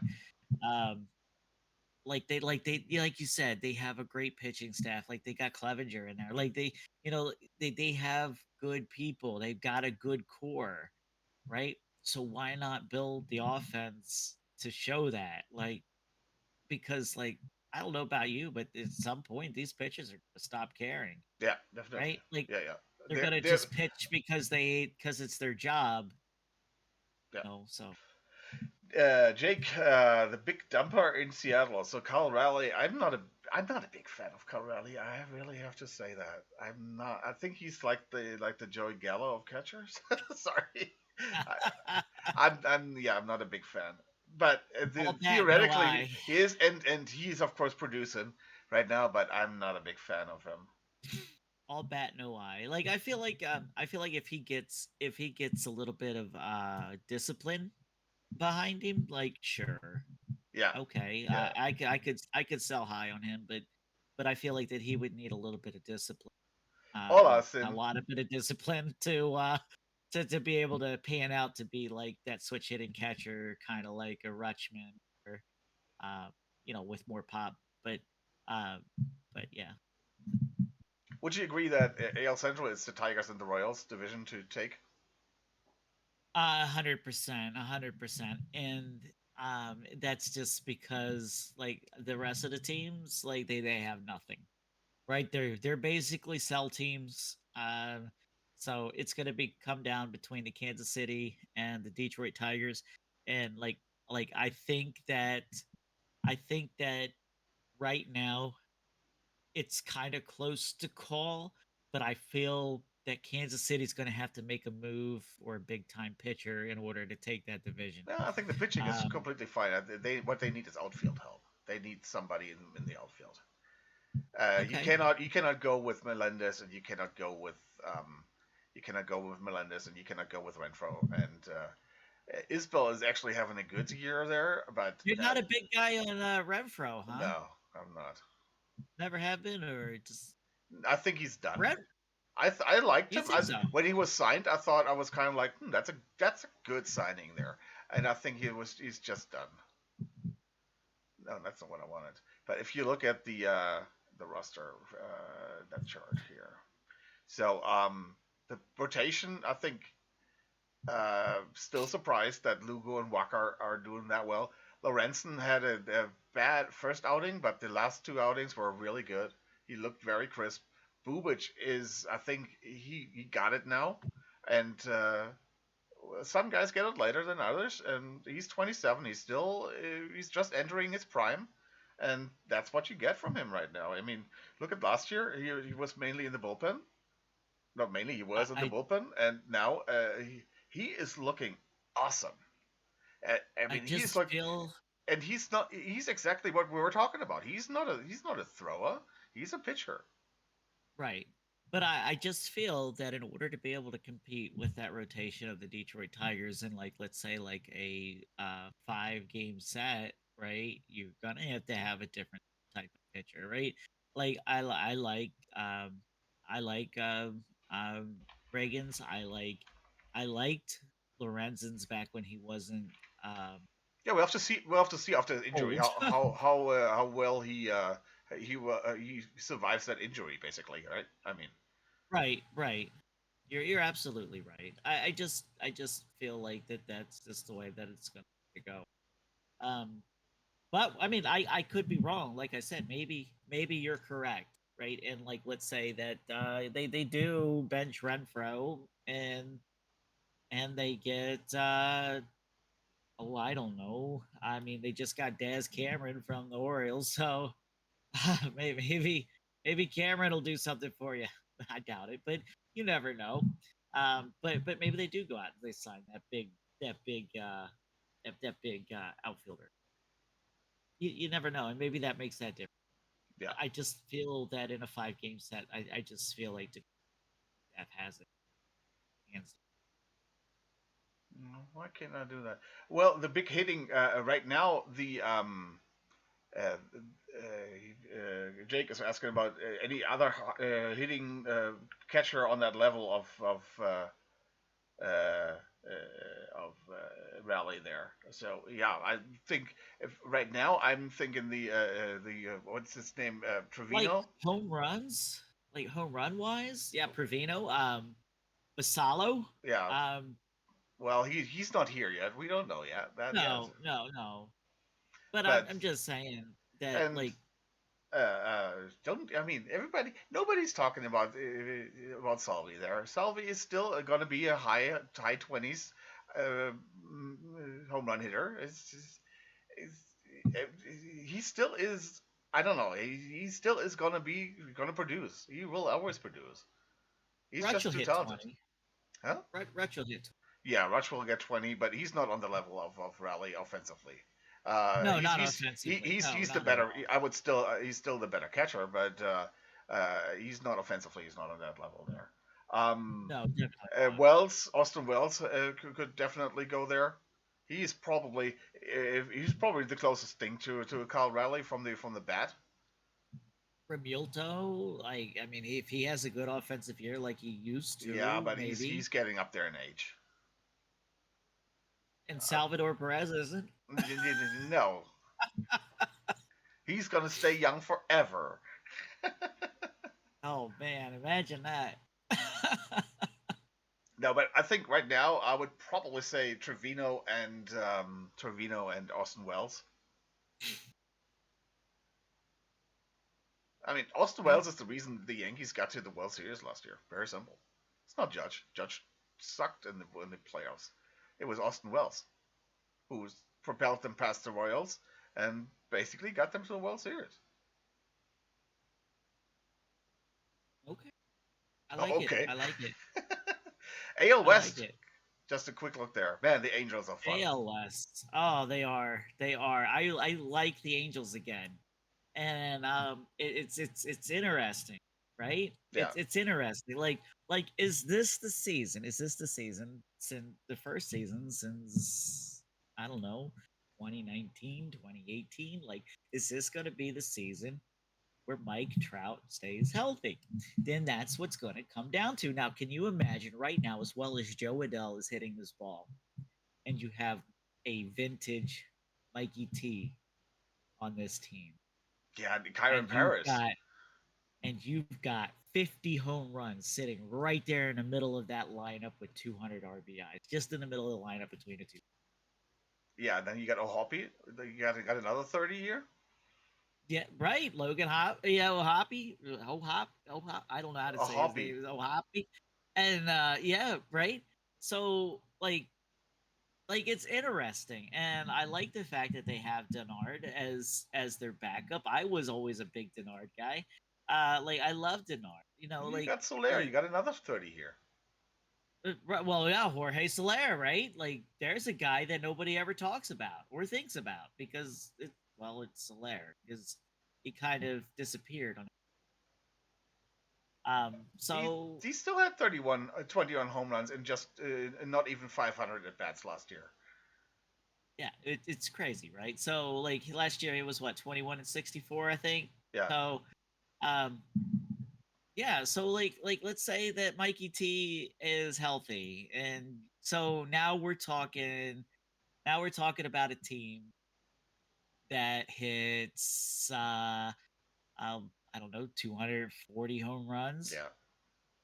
Like that's incredible, right? That competes with what I expect Baltimore to do. I expect Baltimore to hit like 280, but now that Kowser's out, like I don't know if that's going to happen.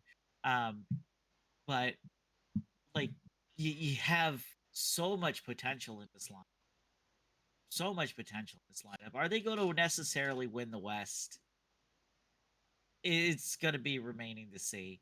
But I think that I still have Seattle winning it. But although every day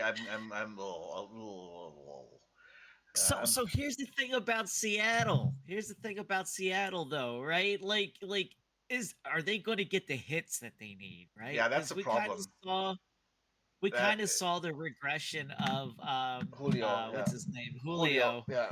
Uh, and it's got to be some kind of concern for It will get a Seattle. little bit better there when once Seattle heats up a little bit, gets at least in the 50s from the temperature. That stadium is just where bats go to die. I mean, even on the best days, it's just one of the worst hitting stadiums in the league, if not the worst. Yeah, but J Rod didn't have a bad last year, right? He still hit 273, 20, Yeah, 68, right? So he gets on base, he hits the ball hard. Like maybe we'll see something. Already got 3 home runs and 49 at bats this year. So I mean, it's possible if Seattle can pull their stuff together and get the hits they need when they need it and not give up a ton of runs. Like I think they're going to be really good. Like they have I the mean, pitching. they do have the pitching. I mean, kind of like that they faced DeGrom today, but they're also throwing Miller. Like Miller's 0-2. Uh, I I got to give this one to DeGrom because like I really like the way DeGrom is pitching this year so far since he's actually somewhat healthy. Um, but we'll see. Like maybe there's some magic in Seattle and not just rain. Yeah, the thing really is if you look at the stats here, uh, Texas is right now the number one, but to be honest, man, they suck. Uh, Personnel wise, yeah, I would say so. Not only I mean, they that, got but I mean, if you of course you're going to suck when you have Dayton Moore there in your management, but right. Well, but they got a lot. They got Langford. Langford, of course, big strikeout guy. yeah, Hit the ball a mile, big strikeout guy. I foresee him being the next Gallo. But like, then you have what Corey Seager, Jock Peterson. yeah, Peterson hitting under 100 right now. Peterson, yeah, right. Figure that out. Corey Seager's gonna do Corey Seager things, you know that. Yeah, what is that? He's just gonna hit the ball. He's gonna hit the Yeah, ball but what hard. right now, to be honest, Corey Seager things are for to me are right now hitting 220. Hitting 220. Yeah, Yeah, okay. Well, I mean, he did hit 2 home runs yesterday, right? He drove in well, five. yeah, one Right. day, but really, I mean, these he's really not good right now. And so Semyon and him are basically both completely busts there right now. They had this 1 year. They came in the first year there was already they were busts. They had that year when they won the world championship. Okay, then last year they were shit, and this year they're shit. And the others they were like Adolis Garcia or they were just completely uh, at their absolute ceiling what they could ever do. They're not producing there. Jock Nope. Peterson is hitting under 100. Berger is not working out. Jake Berger is completely not working out. I don't see where where Yeah. where the offense is coming from there. It's coming from that high heat and that Texas stadium. That's got to be where it's coming from. And I Because don't you're think right. I don't think you can really win with Langford and what's the was it Evan Carter who they sent down last Evan year Carter. again. Those Yeah. big prospects there. I don't think you can win with them. Just with those rookies, they would need something else there. And Digrom, I mean, do we really think he's going to stay healthy all year? I think that's what they're hoping for, right? And like, if Degrom stays healthy, then yeah, that's a completely different team that you got to look at, right? Yeah. Because Without Digrom, Degrom's gonna, yeah, but Degrom's gonna keep you competitive no matter what, right? But yeah, but you're right. Without Degrom, that team falls to I don't know third place and stays yeah, okay. What about the A's? Interesting team there. right now, I think. I hate to say that I like the A's, but I kind of like the A's. Um, I still feel like they're going to be that last place team, but the way that they're playing, they've got some exciting young kids coming up and playing, and like they're just playing fun baseball right now.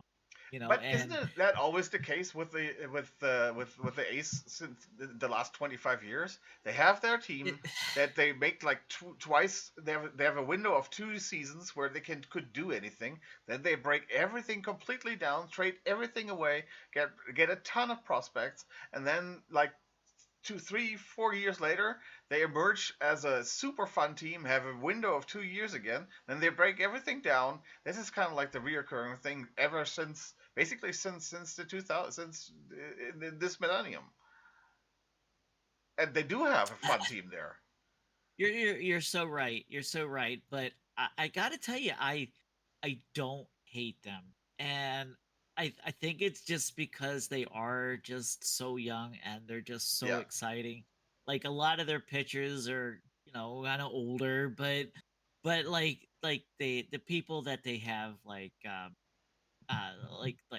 playing, like they've got some fun like older guys like Muncie um Muncy's 22. and is he only 20? Oh yeah, he is only The 23. Lakers one is Lakers. The Dodgers one is But 30.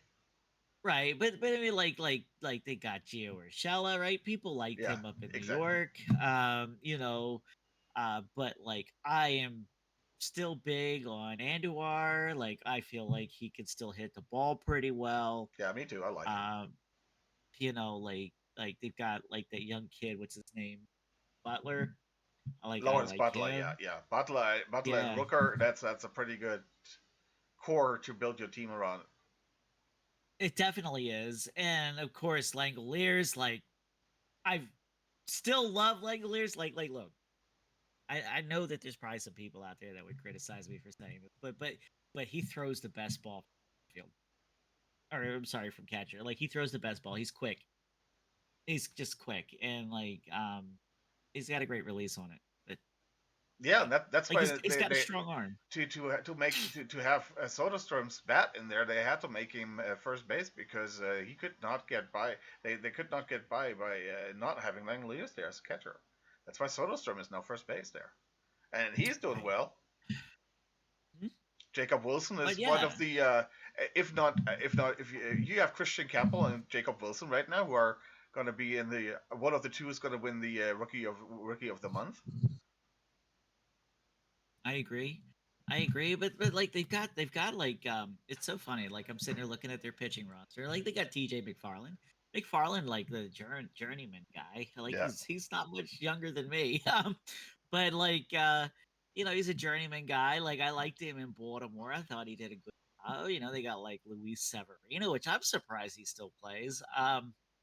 But like their pitching staff is old and honestly for like these younger kids like Rooker and Butler like I really feel like that's got to be a lot of fun. Like Jacob Wilson. I like Jacob Wilson too. I don't know how you feel about him, but Jacob Wilson, I Jacob love him. Wilson. I was really mad that they took him. That Oakland took him ahead of Kansas City in that draft. Um, It was a and good they move. took Mitchell then in that draft, and everybody thought that they would take Teal there, but they took like Mitchell, which I was totally fine with. But I hope that Jacob Wilson would drop to Kansas City in that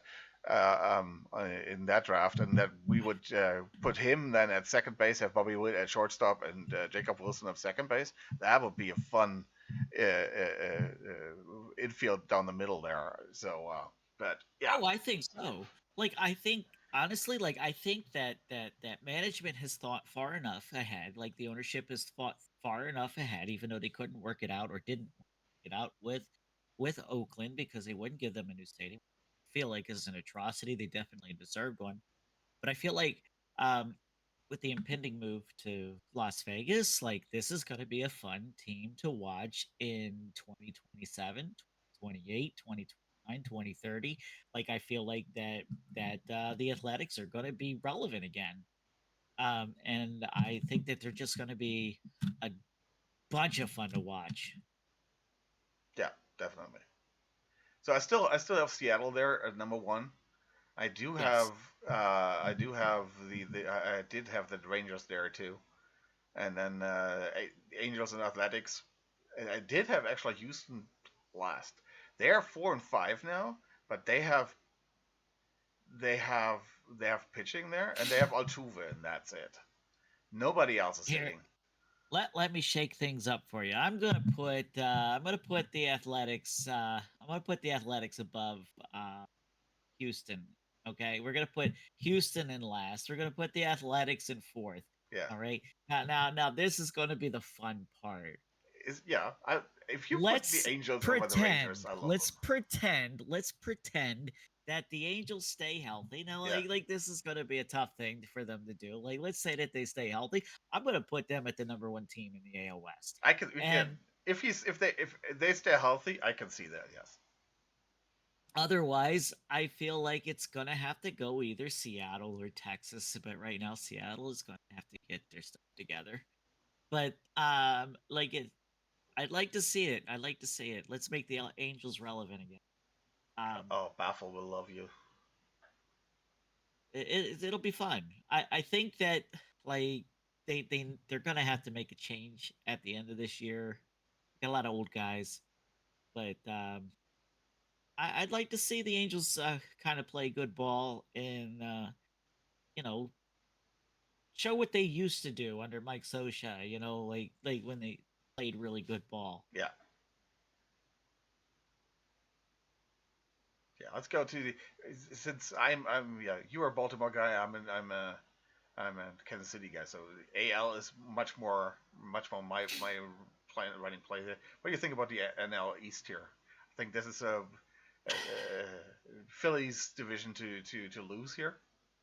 The NL East, yes, it is definitely the Phillies division to lose. Like honestly, to me, right now, the way things stand and the way that the rosters look, it's definitely a two-horse race. It's going to be a two-horse race all year long, but the Mets and the Phillies.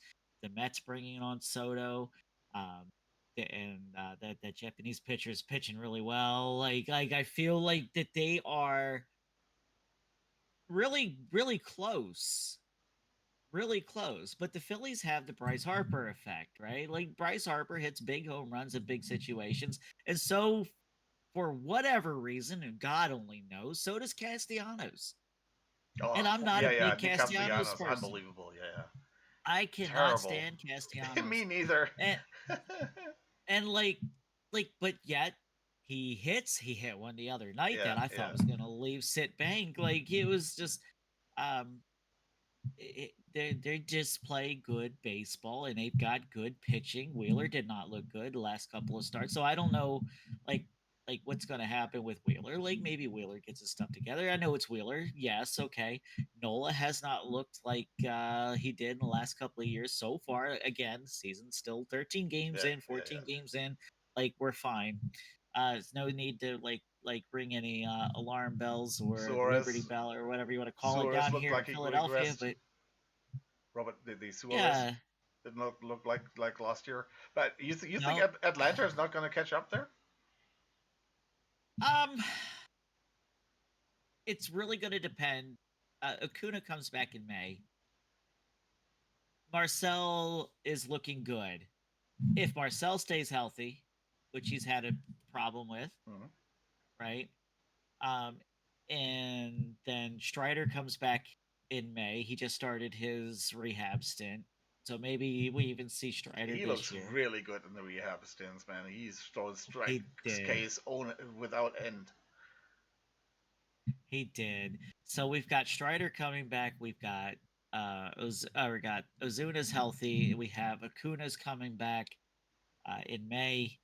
I mean, it's possible that they catch up and play maybe Cinderella or maybe even a spoiler for somebody. Hey, and they have profile back Um, after the All Star break.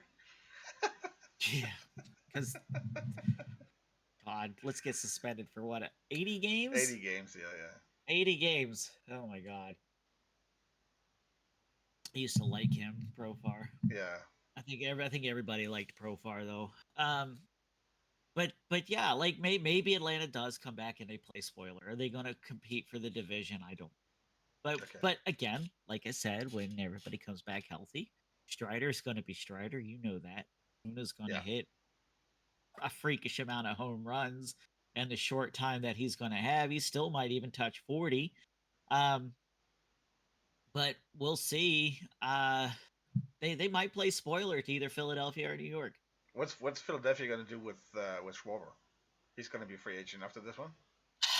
Schwarber, I think they're going to go a different direction. I think they're going to go a different direction than Schwarber. Schwarber is not the answer. I know a lot of people like him in Philadelphia. They liked him in Chicago, but I just feel like there's an upgrade internally for Schwarber. Um, got to think of his name. Can't. Let's see here. Let's look at the 40 man here. But I know that there is a internal option for Schwarber, that or they're going to go out and sign somebody. There's Um, nobody in the prospects there. They got Andrew Painter coming up. That's of course that's going to be fun when he comes up. I like Painter. Yeah, Like he is going to be something special. they got Mick Abel coming up, so pitching is going to be in good hands there. Yeah, yeah, yeah. But like I'm not big on Schwarber. Like let's say where he's at. He had 38 home runs last year. Yeah, and He's his got hitting is 6 this year already. he is his hitting really. He had those 2 3 years when he was like uh, just really trying to hit home run with everything, and he was like right at the Mendoza line. He's got back to getting better averages there, and still having a good OBP. That's why Here's he's my problem. Here's my problem, right? Schwarber is too old and too slow to play anything, right? yeah, he's a DH first of all. Okay. So he goes free agent, right? And then let's per say that Philadelphia finds an source for first base.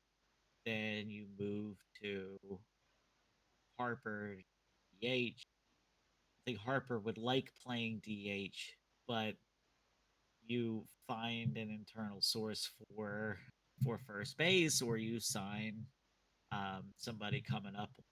Um, sign somebody coming up on free agency. Yeah, okay.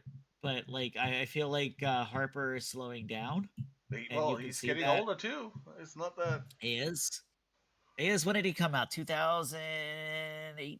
12, 13, 13, I 2000, think. oh, no, 20, 2000. 14, No. 14 must have been 14, I think. Same year as Machado. So, yeah, 2000, 2013, 2000. It's been a while, right? Harper can still play the outfield. He can play right field. He's got a good arm, but like I see maybe he becomes your DH because I don't really like him at first base. I don't know why, but I don't like him at first base. He does not strike me as a first base kind of guy. But when you got 40 home runs sitting at the DH spot, maybe. He's But 32. yeah, so he's old. Yeah. Yeah, he's old. Yeah, for sure, he's old. No, Drafted no in two ways around it. He's old. 2010 out of high school. Yeah. And his career, 2012, that's when he came up. So maybe you move him to DH, have him do it. But like Schwarber, I guess it's going to see. I guess we're going to see like because if he has another 40 home run season, he's going to demand big money, and is Big Philadelphia money, going yeah, to yeah, want to yeah. pay He's big money? gonna demand big money. The problem with the Phillies is that they're in the now or never thing there. I think. Well, that's true. I mean, Like if you they look at have the average Harper, they age of have their team, it's old. Turner, Yeah. now Castellanos. They brought in Max Kepler here. Schwarber is old. Marsh is also 30, right? Yeah. 27. Okay, he's a little younger. Right, Real Muto is old. Yep. So I mean, this is a now or never team, really. Really, Yeah. I I mean, think the fun and team here in the NL East though is Washington, really. I was gonna say that, like Washington, like oh my god, I don't know how you are with Dylan, but like I am buying high on Cruz. Now you're buying low right now because he's so sucky. I think they Really? called him up too I early. I mean, and that's a possibility, but I am telling you, like I am buying high on Dylan Cruz, um, and I hope they don't ruin him. I do. I hope they don't ruin him. Like I want so bad for Dylan Cruz to succeed.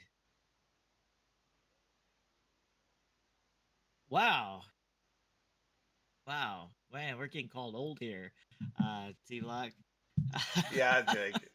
Sal got the 91 games because we got Fermin, and he's actually the better catcher. Defensively, he's a better catcher, and he actually had a good offensive season last year. So Sal played some games at DH and at first base because Pasquantino was injured. Hey, Captain Cacklick! Captain 積極フッ Cacklick! クハッ Thank you トゲラ very でヒナ much for the 16モラー resub. トいいよボニアート Io Boniato! Captain Cacklick! Jiminy Christmas. 16 months!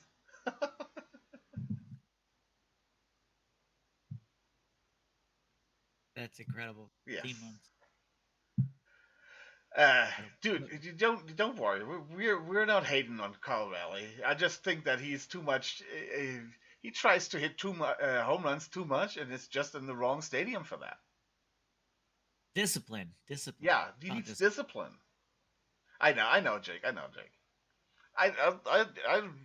Right now, I think he's offensively definitely belongs to the probably top three catchers in the league. But the problem really is his stadium. His stadium is Yeah, holding him pretty much back too. good old Seattle. Let's Yeah, go. where bets go to die. So and it's Santor. I mean, it's very clear. It's the Cubs and nobody else. Very You simple. know, it's so funny that you talk about Seattle where bats go to die, and it's like all I can think about like the great bats that Seattle ever had was like Edgar Martinez and Griffey and But Buhner. they did not And play at T-Mobile Park. right, right.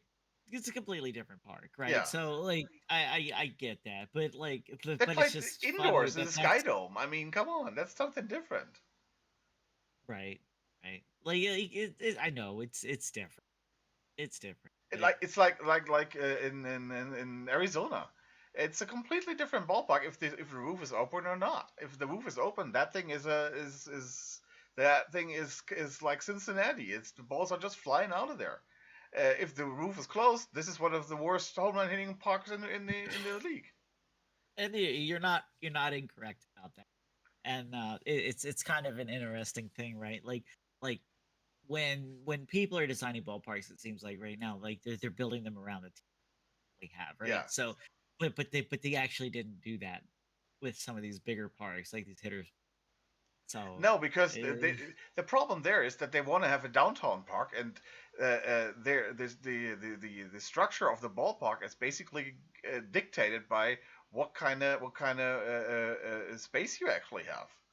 It's not they cannot extend it to the north or whatever because well there's another skyscraper there because everybody wants to be downtown. So there's limited space there, and yeah, you can only have the ballpark that you have the space for. I definitely understand that. Yeah, I definitely understand. I feel like that's where like Camden Yards really shined, right? It's because like they have not only have like a downtown ballpark, but they bought like the old B&O Railroad area, right? Yeah. So like they got the warehouse there, to B&O warehouse, and then right there where the rail yard is where the stadium sits. So they had all that space, and they really did a wonder with it. I really liked it, not just because Baltimore, but Yeah, like no, I dude, this is one of the stadiums that I love playing in like an MLB The Show, whatever. It's just a beautiful ballpark to play in there with the warehouse, and it's kind of that and the one in San Diego with that metal company on the left side there. It's just It gives you such an old timey feeling there that is that you're actually playing in your backyard somewhere. So a little bit there, just a homey feeling is somewhere. Yeah, a lot of the old stadiums, like they incorporated what they had, right? Yeah, exactly. Look at the Polo Grounds or something like that. Yeah, it was like a horseshoe. Literally a polo ground, right? Like, No, it wasn't. you It was know, never. There was never a polo game played there. they never played polo there. No, Well, that's no, not a single polo game played at the Polo Grounds. hilarious. Yeah, in a sense, Yeah. I think in Chicago after that Tokyo series, I mean there are nine and four since the Tokyo series. One of the hottest teams right now. I Um, like Chicago. I do. I like Chicago, but I can't help but feel that can't help but feel that the Reds might make a move. I don't You think know, so. like they might not end up in first place, but maybe they'll come up and like finish in second there. But right now they're having an issue scoring run. Yeah, You know, I mean, if you're having an issue scoring runs in the Great American Ballpark, then something is right. Then wrong. there's an issue, Yeah. right? And like Pittsburgh, I'm not sold on Pittsburgh either. No, no, they are Like from to me. Pittsburgh is one of the big time disappointments this year. exactly, But right? is Like that come is on, that the like team or is that the management there? I mean, if nothing says that he makes more money by not spending, so he won't spend, do you really right. want to play for this team? I don't think so. Well, you got to look like I mean they've got Skeens, okay. So who else do you have? Who else do you have there? O'Neal Cruz? Right? Well, okay, O'Neill Cruz. Okay. Right, but like but beside those two guys, like I mean, Joey Bart, your catcher, like he's like 100 years old at this point, No, and he's actually doing well. That's a problem there. That he's doing well. right? But The he's old still guys, like McCutcheon a hundred, and Bard are doing well. but he's still like 100 years old. Like McCutcheon is a million years old at this point. Yeah, and then Um, there's kind of Falefa is also that's the second best hitter right now. He's hitting 300. Isaiah kind of Falefa. it's insane. It's insane, right? Um, Yeah, can Sawinski doesn't get Brian it going. Hayes, you know, like what is this team doing? I think it's either I don't think it's mismanaged. I think it's the ownership, Yeah, the honestly, ownership is completely because crap you there. can Yeah, look at this team and you can say, well, they're one or two pieces away, right? But are they going to spend to get those one or no, two they're not. pieces? They're not. Like is Skeens going to be a part of the Pirates here in 3 years? I can tell you no, right? Like his free agent season, like he's going to get traded mid-season. And they I don't. would If you guarantee see it. that, they don't really have the big time prospects there, even though they had all those great draft picks there. Yeah, Termar Johnson and Nick York were high draft picks. Yeah. I have not heard anything positive about Nick York here. Termar No, Johnson is not. I I Yeah. I liked Connor Griffin. I Okay. did. Um, But but he's ways away. right, but you're talking 3, 4, 5 years down the road. Yeah. So where are we going with that? Termar is he's going to be a good second baseman, but he's not going to be a game changer. No. I love Hunter Bako, but he does not look good in the what I've seen so far from him. I I love would him, but and again, right now we're just speculating on what we currently see. yeah, And like what we currently see is, we're just speaking our truths about what it is, right? And right now it's like what is Pittsburgh gonna do? Right? Is Pittsburgh gonna actually make a move with their current ownership? I'd say no. yeah. But like, do I see them possibly like, trying to extend schemes just to sell tickets? Possibly. But I don't think schemes go for that. No, that's the It's thing. kind of like Skeets will do everything he can to get out of there. right, and he's gonna have to Yeah, because they're not gonna put a team around him. Like he should be the kind of pitcher that like hey, if you're gonna build a team around me and you can guarantee me that we're gonna be competitive for 7 years, like sure, like let's do it. But they're not going to do it. They're like you said, their ownership is just about making money. And that's a damn shame.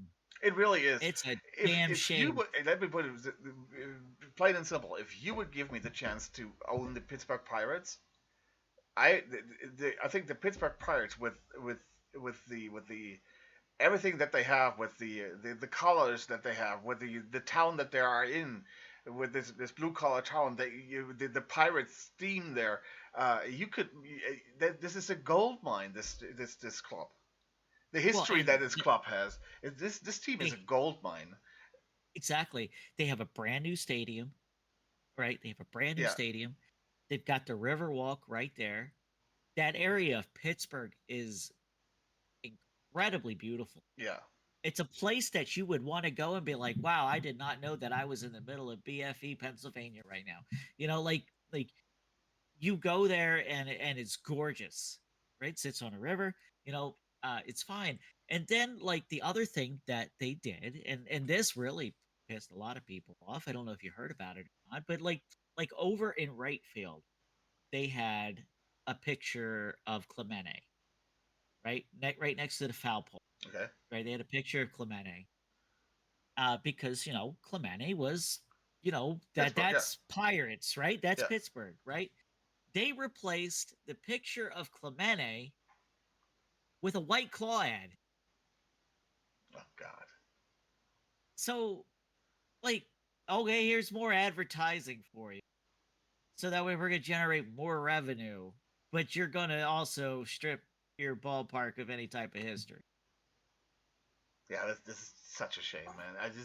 This would be such a gold mine for the league and a gold mine for fans, and I mean gold mine for fans by this. It could be so much fun being a Pittsburgh Pirates fan.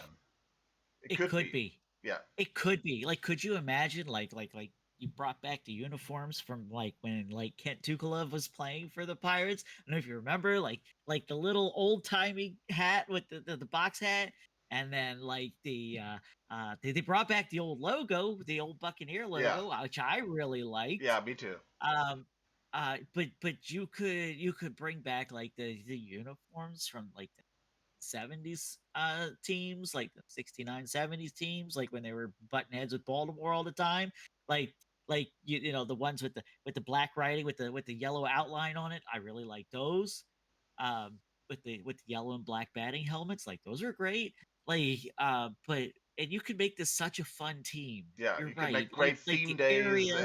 and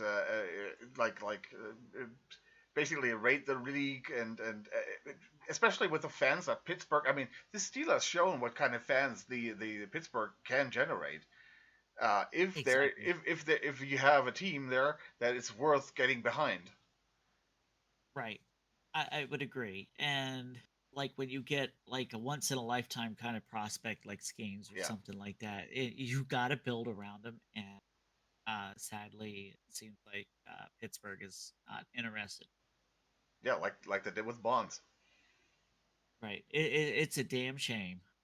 It's a damn shame. Yeah, come on, sell me Pittsburgh. Right. So you say Pittsburgh. I'm sure they'll be listening to like $40 billion offers. So like just go make an offer. You got that kind of cash laying around, you big time streamer guy. Hey, I'm partner, yeah. Yeah, right. So like I definitely see like Pittsburgh. They're gonna sit in last place. Yeah, And then probably the Cards. yeah. Um, Which is and I'm very then happy to have him in last too. I mean, yeah, right. And then the Reds, and then probably Milwaukee Cubbies. Like I'd like to see the Cubbies run away with it. Like I love the Cubbies. I think the fact that they embrace their history so much is what makes yeah, people love the yeah, Cubbies so much. Like it's so enduring. definitely. I really like the Cubs too, and I think the team is well constructed. Bringing in. I really thought that it would be a problem, bringing in Tucker with Seiya, and it was for a brief moment. Seiya was really pissed about that he would basically lose his job as a right fielder there, and has to play DH, which again goes to that Japanese culture there. That's basically a demotion for him, losing his outfield spot. It's a little bit different than for where it is for me or for a Western guy. That's just position switch, but he's basically said, "Well, I'm only playing half the time now. This is a Well, demotion for me." yeah, right. I get that. I get that, but like it's a lot of things that has to do with it though over here in the United States, right? Not it's not a demotion like you said. It's just basically like I want a better arm. Like and if I need somebody to play right field, guess what? My Yeah, best arm is going to be in right field, you know. and I think And he got it. I mean, he basically understood that, and and after that first week, there's basically everything died down from problems there, and so I think he got it, and they're doing the most of it, and that outfield is scary with PCA in the middle, and then having Tucker and Ian Happ there, and plus sure, Saya. yeah, That's a pretty good four man outfield.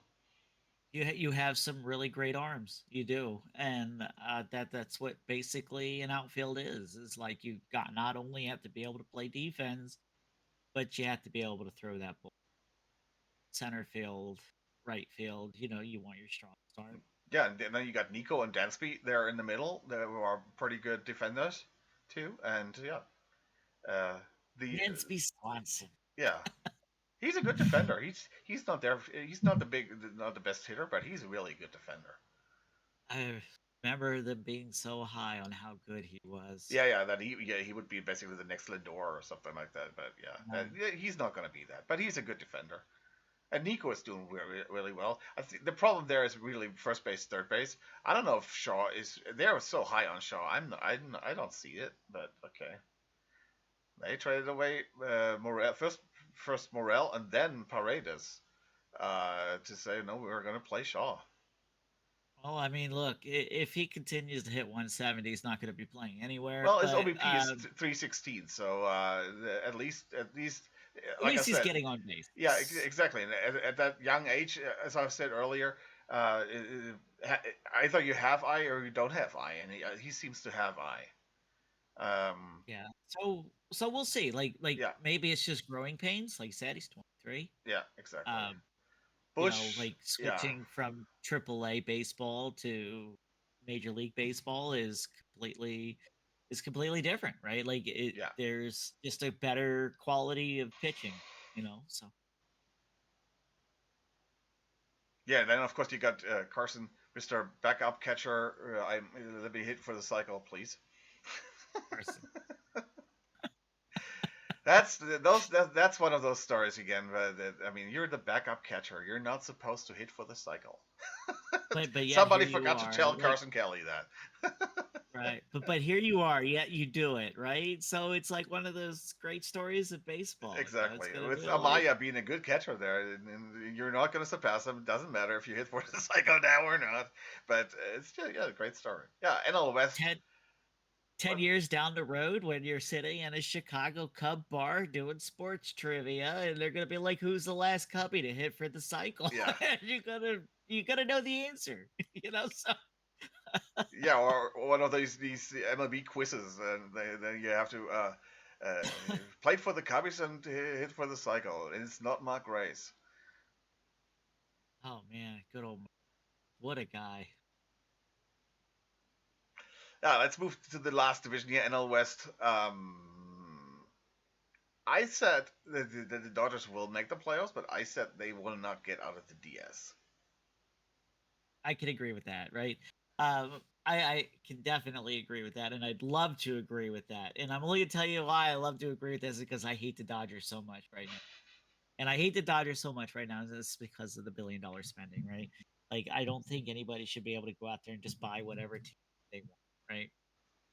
Maybe one day there will be a salary cap in baseball, and like we can bring everything back down to earth, which I don't see that I don't see that coming in happening. my No, lifetime at all. the Um, MLBPA will not. They will not. The Players Association will not agree to that. right, there's just too much money to be Yeah, made, yeah, right? exactly. Like when people stop watching baseball, that's when it's going to happen, right? So right now, I actually kind of like the way that the league is set up right now. I do. Um, I like that San Francisco team. Like, I think they're a lot of fun to watch. I think they're surprising a lot of people. I think they're maybe overperforming a little bit, but um, San Diego, they look good and they've got some good talent. Machado is coming up on what 32 now. Yeah, he's like Harper. Yeah, so he came out the same year as Harper. Yeah, so he's got to be 32 now.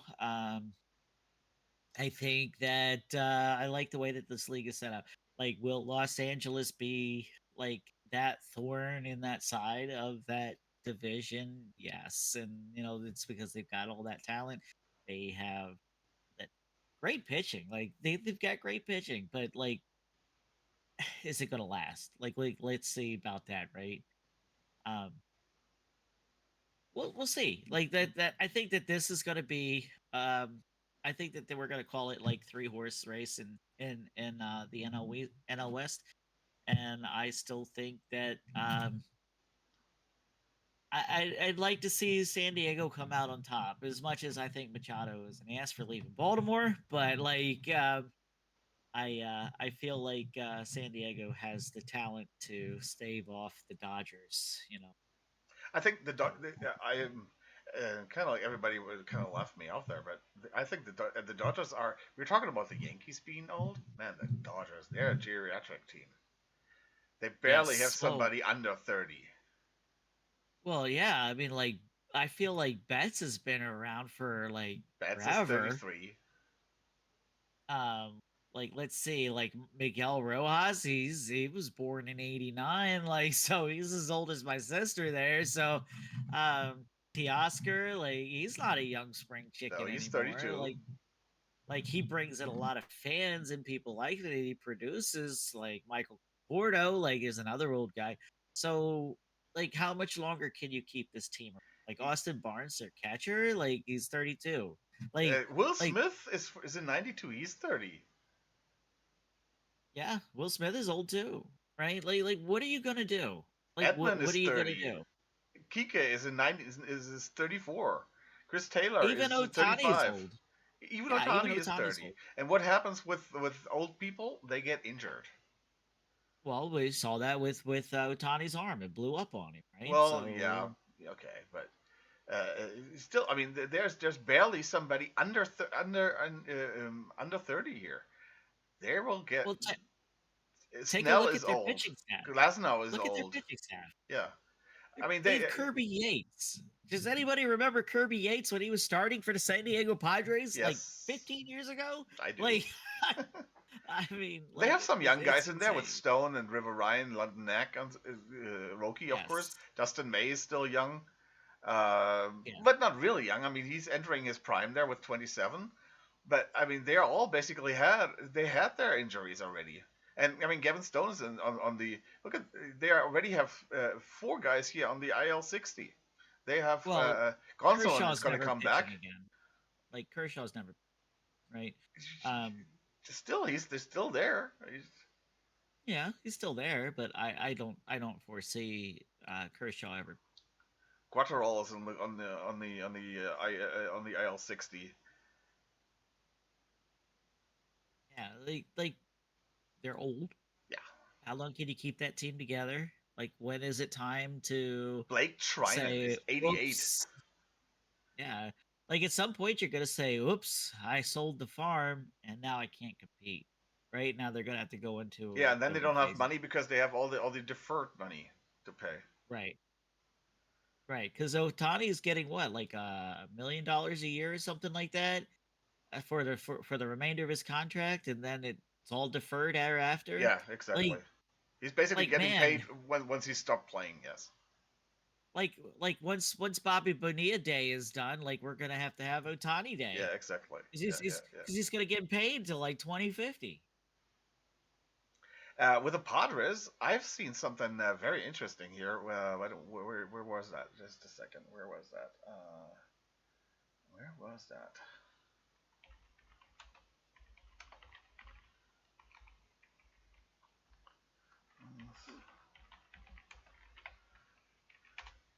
No, not Baseball Reference. Baseball Savant.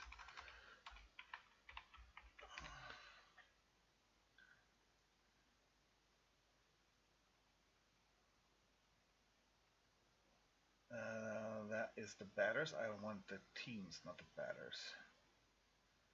I want.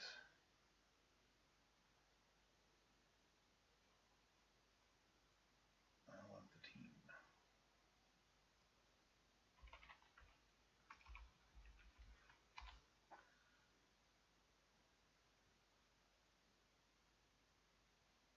I still need batters. I want the team. There you go. This is the one.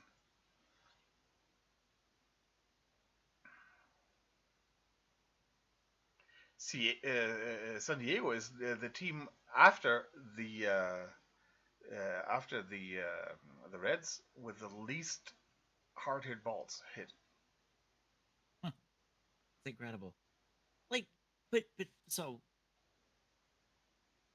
it goes back to like that old saying, "Hit 'em where they ain't," right? Yeah, okay, but I mean San Diego. You would when you think of San Diego, you think kind of like a healthy mixture of everything. Like Well, that would be true too you have you because have, you've you have got the like home run hitters and you have the Machado average and hitters, but they are really the it's like the barrel percentage, for example, like hitting it on the sweet spot is just 6%. They are really down there too. They're actually the worst team in the league with well, uh, maybe with maybe Kansas they should City and switch to with Toronto. torpedo bats. They should switch to the torpedo bats. That's all I gotta say. But Exit yeah, no, velocity there, you're and they're in the right. bottom third. And if you But look at the I launch angle, the launch angle is they're six. So they're really playing small ball right now. But if you look at the teams, they are basically all bunched together with the teams that are not doing well. And I, you I could, I get that, but they're winning, right? They're winning, yeah, right? and Because I think they that's have decent pitching. yeah. Hey Minerva, yay! Ding dong, the witch is dead. Yeah, but like Yeah, I think that's barrel a warning balls sign. and To me, that's a warning sign. it could be. You're absolutely right. It definitely could be. And I don't know if that's just because like they're just not seeing the ball well. Like I said, we're only 13 games in the season. Let's wait and see, right? No, actually, this Um, is this is this is it's last year's. yeah, this is for the last 3 years. Yeah. Okay, last 3 years. This is Okay, big brain so time. like let's just play the wait and see game. Like let's Yeah, see what yeah, of course. happens. I think they're a fun team definitely to watch. And again, like I said, I love watching games in that stadium. I think that's just a fun stadium to gives you just a really homey feeling. For me, I was a Dodgers guy until that Magic Johnson group got in there and threw those 2 billion around. right. See, That's like when I dropped out don't of being a. Then I said, okay, I'm going to be a full time Kansas City fan now because that's a team that I can really go behind and not just buy that builds its success and not buys its success. And right. and this is basically that team 2.0. It was always kind of like for me like that Magic Johnson group. Yeah, they could never. They always had those 100 win seasons and just blew up in the playoffs every time. And yeah, so Otani got his ring now. So that's Otani sympathy. Him being the probably the best player in my lifetime. See, I would disagree with that, but Yeah, you can. you know, I think yeah, but I think he's the best player in my lifetime. I would disagree that he's the best player in your lifetime. But Is like, was there a I better mean, pitcher? Yes. Was there a better hitter? Yes. But putting that both together, it's just so far out there. Being a pitcher of that quality and a hitter of that quality is just so far out there to me. I can see that. Like it's a great argument. It is, and it's not one that I can really debate like skillfully because like you're right. It is a completely different thing, right? but you could say that like maybe like Babe Ruth was the best hybrid, something like that, right? Because Yeah, and Otani didn't hit that's 60 really home runs in a that's season. that's really the that's probably the only guy that Otani compares to me. And if you have that being that hitter and that pitcher, and Babe Ruth stopped pitching basically once he came to New York. Well, right, he did. Yeah, completely, right? But like when you like, have a what less than 240 ERA like over your pitching career like with the Boston. Yeah, Um definitely. We don't and we don't have to talk about it. He was a great pitcher, no, we and don't have to talk about it. But no, you're right. But you're right though. Like that's the only person that we can that's why I said in my compare lifetime to. because of course I never saw Babe Ruth. I mean I'm old, But but but yeah. So you could argue that like Ken Griffey Jr. would be the best hitter that I've seen in my lifetime. Ken Griffey had the best swing for Yeah, sure. maybe For Otani, sure. not Otani. Maybe Ichiro being the best pure just hitter in my lifetime. That I think it's like I think it's all gonna be like subjective, yeah, of course it's right? completely subjective. Because like for you to say like Ichiro is the best hitter you've seen in a lifetime, that's a great player to have at your top. But I would still argue like maybe Gwynn was better. But um, and that has to do with like strikeout numbers like that, and then Yeah, like yeah, the I best see that. I see pitcher. that. Yeah, like the best pitcher I've seen in my lifetime, I would have to say Maddox, and that's because he's a pitcher, not a thrower, and Hmm. it's really hard to argue with. And then um, like like big time power guys, like I still think about um like Albert Bell and just hitting the mammoth home runs or like like shortstop wise, gotta throw it back to like maybe Cal. Cal was fantastic at shortstop. I feel like not many people could have done it better. And but yeah, like I would give Otani probably. Yeah, I mean maybe he is the best player we've seen in our lifetime, and that's just because he does both. Yeah, at an both at an all star level, I think. Right, and both very very well. Yeah, You're right. and You're absolutely right. it's not that he would win the MVP with just his bat or win the MVP with just his pitch, the Cy Young with his pitching, but both at that all star level is just yeah, that's the thing there. But I can totally, for example, with you saying Gwyn, I can see that totally being the best pure hitter, not power hitter or whatever, but just best pure hitter. I can see that. I could see somebody saying that it would be Vlad Senior that Well, say that. Vlad Senior was the best bad ball hitter ever. Yeah, definitely. I Because mean, it doesn't matter where you threw that. He just swung that and hit that ball. Just unbelievable. Yeah, but this is of course all subjective. But just one thing with the NL West, I think one team that is actually underrated right now. That's the Diamondbacks, and that's because they're they are 7-6. They're number 4 in that division, and their pitching hasn't worked yet. no, it hasn't. And like If said, we were that talking pitching about gets it it earlier. going, if that pitching gets it going, this is going to be I mean, this is going to be a threat to all those 3 teams ahead of them. I think so too, especially that big 8-year deal that they gave to Corbin Burns, right? Yeah. Um, are we going to see like Suarez hit? Well, I mean, we'll see. Is Christian Walker going to repeat what he did the last couple of years? I No, mean, Christian Walker is not there. He's is uh, uh, Josh Naylor, and he's doing really Josh good. Naylor, yeah, Josh Naylor, Indians Cleveland, guy, right? you know, Yeah, Cleveland, yeah. Guardian. Whatever. They're always going to be the Indians to me. Yeah, me too. Yeah. It's tough. So you got Josh Naylor out there in the infield. Like I like Josh Naylor. Always been good. Yeah, I I don't know did why I was not thinking because yeah, good, he's a very unlikable person. But okay, right? Um, Carroll's gonna have to turn it on though. Like I don't know about you, but I've been disappointed with he has a bounce Logan. back here this year. Let's Uh, hope. Let's he's hope. Yeah, he's hitting He's 320. tearing it up so far. He's got 5 homers, but Yeah. like let's hope because like hitting His sophomore 231 slump last was year. terrible. Yeah, his sophomore slump was Oh man, terrible. Hitting 231 231. here, and I mean he still got the 22 home runs, but man, that was a tough sophomore slump he went through. At This, least he's fast, yeah, right? that's what saved him a little bit there. Yeah, but this year Uh, he's got it going this year again. I think Gurriel's gonna have another good year, like a big OBS guy. Like, um, I like Lourdes Gurriel. I always have. Um, Alec Thomas is doing a great job in center field, being a good defensive center fielder with and hitting the ball actually. yeah. And young guy, See, 24 still. Randall Gertrick, like he was always a Baltimore killer. So, Yeah, with the Toronto, right? Yeah, yeah.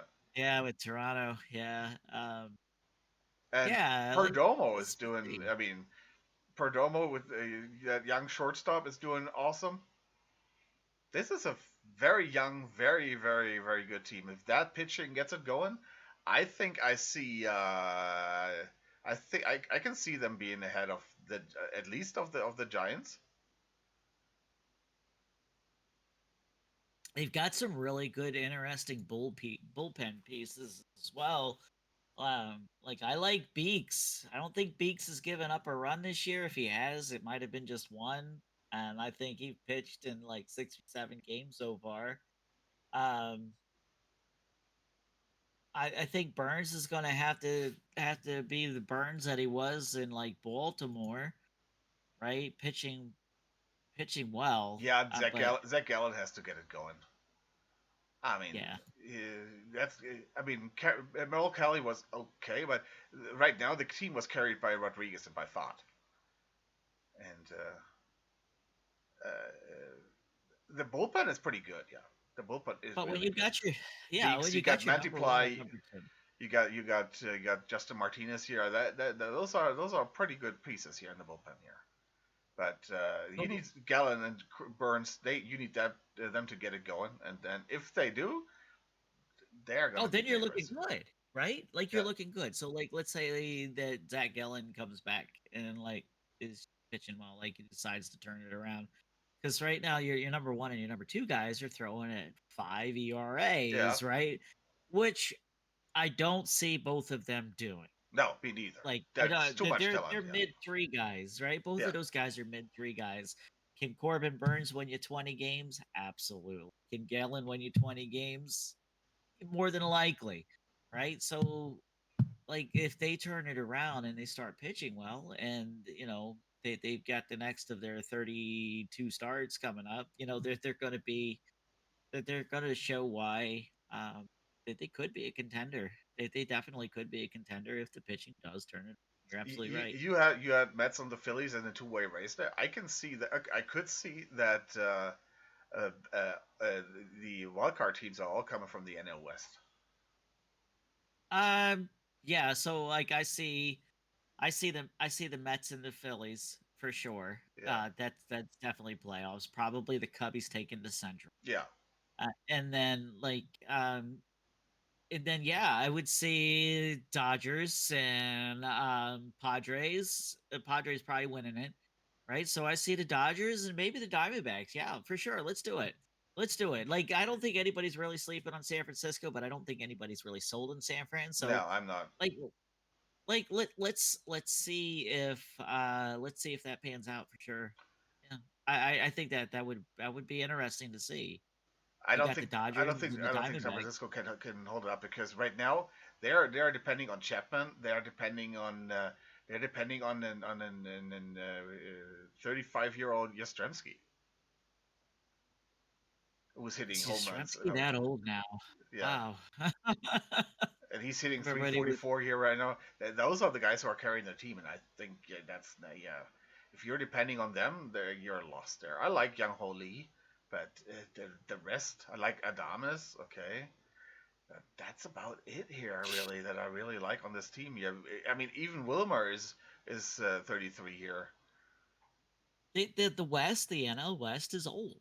Yeah, I know that's Wells a is yeah, that's very good. geriatric, with the exception of of Arizona. That's the geriatric division there. Yeah, Like senior I citizen really want to division. Yeah. say I really want to say Chappie's gonna have like a good year. I really like Chappie. Always been a big fan of Chappie, but I mean, I guess we'll see, right? Like you can't just rely on like one person though to carry an entire 30 bombs a year. I don't think you can rely on just him. Okay, these are So the games that we had yesterday. oh Royals right, Twins. Royals win 3-2. Um, I can say that the Royals started off well. They had like the first four batters. We had three hits to get that one, and after that, there is, if you look at the box score, boom. The only reason we won were because that Fermin and Waters, here in the seventh inning, they got on base, so they could be driven in by India and Witt. That's it. If you that middle of the lineup for the Royals with Melendez, with Biggio, I mean, if Craig, if, not Craig, if Kavan Biggio is starting for you basically every game at a different position, that is saying that you're not a deep team, and the fact I don't think you can get if this going. If you they had chances again, and that's one of the biggest problems there. They have chances, and then like I said, they strike out with a bat on the back. They have they actually lead the league in launch angle. But you know why? Because they have so many pop ups. That's why the fact that lead the league in launch angle. right. Yeah, you can do that if you pop the ball up Yeah. every year, or every day, you know. But yeah, like the fact that your team, your Royals here, are willing to take that gamble, and to me, this is a big gamble. Like Kevin Biggio, I think is a liability. Um, No, like I I know think that he's a perfectly fine backup infielder. utility guy. Yeah, okay, utility guy. Let's call him a No, utility backup guy. But infielder. that's Very simple. You can switch him in the outfield. You can switch him in the if you need a rest day for your starter. But don't start him every day. but he's just like been historically bad. No, that's what he is. I mean, he had the tough luck coming up in the same team and basically at the same time as Bichette and Vlad Jr. So you had three sons of former players, where Dante Bichette being the only guy not in the Hall of Fame, basically, basically the worst of those. And yeah, he never had the talent of Bichette and Vlad Jr. And but he was always bunched together with them and compared with them, and that was just unfair because he never had that talent. And he is what he is. He's a utility backup infielder. That's what he is. And if you use him as that, I think he's totally fine. And I think he's defensively he's good. You just cannot have him in your starting lineup every day. I That's mean, I all. guess you could if you want to be Yeah, if you want to be like. I guess Pittsburgh. you could if you want to. If you right, well, yeah. If you let's be Pittsburgh. Yeah, exactly. They're Kansas City. Like let's do it. We're just gonna make we're just gonna make we're just gonna make money off the team and not actually compete. But Yeah, actually, exactly. that's not what's happening here in No, Kansas it's not. City. And And then you have MJ Melendez. Look at that. He's basically yeah, starting every game, and he's hitting 0.97. 097. How about that? He actually. Below. Well, oh, that was of course. Now he has a new swing. He worked all winter on his new swing. It took 3 preseason games, and he was back to his old swing. And they still give him a starting job. Well, Uh, when you're when lacking talent. when is enough enough? Get rid of this bum. Really. Right, and I agree. Like Melendez probably has no business like doing what he's doing right now. But do you have anybody that can play left field for you right now? You can Actually, put yeah. Biggio in there. You could play You know. put Waters in there. Drew Waters. Okay, but what if you're Waters like out in center field or right field, like Actually, typically, right? what I would do is play Michael Garcia in the center field position, and he's really good as Okay. a center fielder. He usually plays third base. Put India there at third base. You have Michael Massey at second base. That is okay. And you can have Waters at right field and Isabella in left field. That is still not good. You still would have to get at least one outfielder at the trade deadline to get rid of Isbell. But Isbell is hitting good right now too. He's hitting 300, but uh, he needs to go too. He's just not there. Uh, uh, he's supposed to be there because of his defense. His defense isn't that good. So you need at least one outfielder you get in the trade deadline. And you have stupid Melendez, you have Prater, who's a former first round draft pick, and you have Gavin Cross.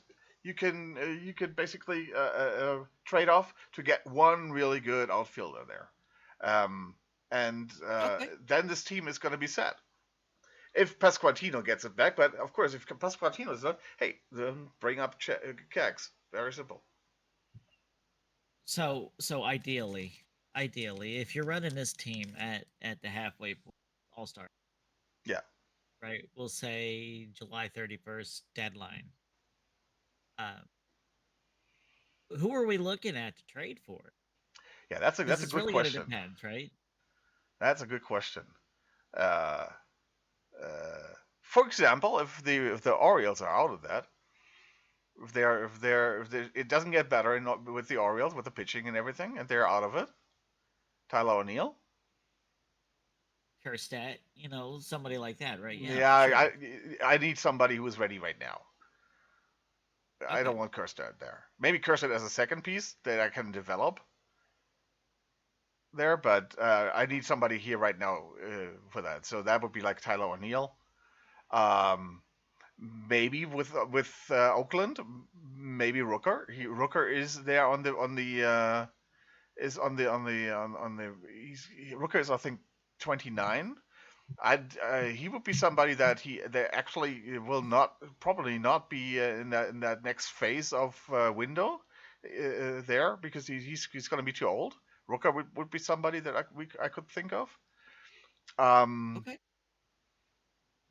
I would have to see that. We actually have to look at who's doing well then at that time. But for example, if there is a team like a disappointing team, maybe like Atlanta or something like that, uh, uh, get an outfield there. We'll see. Maybe I don't know. Maybe somebody from Tampa Bay will come your way. You never know, right? Well, they don't have. We saw that in the depth chart. They only have two they don't outfielders. have They on- anybody. they only Yeah, they have don't two have anybody. outfielders. Yeah. Uh, So yeah. but that's really the problem. That was the problem why they lost in the playoffs because other than Witt, Pasquale, and Witt and Perez, there was nobody there. They got the help with India, and he's doing much better than the 240 234. It looked like I saw every game. He has had such bad luck with like balls hit hit like with over 100 mph exit velocity. He's hitting the ball very hard, and they're just landing in the gloves from the third baseman, from the shortstop. They're just standing in the right place, and it's just millimeters where what would make the difference there in the angle that he would have a double and now he is an out. And I don't see any problem there with India. So far he's super. In the last two games, last two wins, he was the player of the game, and yeah, I'm very happy that he's here. But yeah, Very that middle cool. of the lineup has to go. Very simple. What Very are you cool. giving up? Like I said, I would give up. What would I give up? I would give up. First of all, Melendez, go away. Nobody's taking him. Hey, somebody is taking him because of the 40 home runs he hit in Double A. Then we do have we have Mitchell and Carter Jensen as top 100 prospects at catcher. You can give up one if you But wanted to. Baltimore wouldn't go for that, No, Baltimore right? wouldn't go for that, but Yeah. That still would be something that would be interesting for a lot of teams to have a young catcher here that is a top 100 prospect. You have Gavin Cross here, and then of course, like I said, Nick Prato, former first round pick, would be somebody that you could do if you would need pitching. You could get rid of Mozzicato, which Minerva is gonna uh, have a morning what's it called, a morning day. I feel like that if you're gonna trade, like let's say that Tyler O'Neill in Baltimore is out Yeah, of it by half, right? Like if you're trading for Tyler O'Neill and Tyler O'Neill is still hitting 315 by the All you Star would need break, pitching. You want probably. like like like you're gonna have to like negotiate hard, right? Which means you're probably gonna have to give up like Cameron. Um, I'm sure there would be a talk about Caglione because No, no, like no, I don't no, think no. Mountcastle is gonna be. He's untouchable. You say that, but everybody's got a price tag, No, no, no, right? no, no, no, no. He's untouchable. I'm telling you, he's untouchable. He is Say that. Caglione. The bottom is Pete Alonso. The floor is Pujols. We'll see. No, We'll see. no. We already seen that. I want your top prospect. That's all I'm saying. Like, Yeah, no, you're not going to get my top prospect for that's Tyler right. O'Neill. Cags are no deal. Right? I like Yeah, no, Baffle. yeah, no, Baffle's the then no best. deal. Yeah. You can So, have Jensen, you can have Courtnall, you can have Cross. You can have five guys: Jensen, Courtnall, Cross, Melendez, and Prato.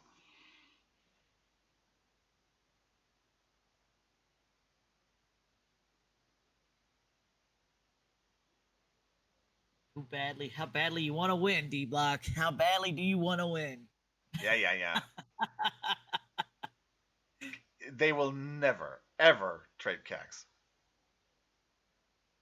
Never. Hey Ezra, how you doing? Five Just quarters like is worse than a Baltimore. dollar. Yeah.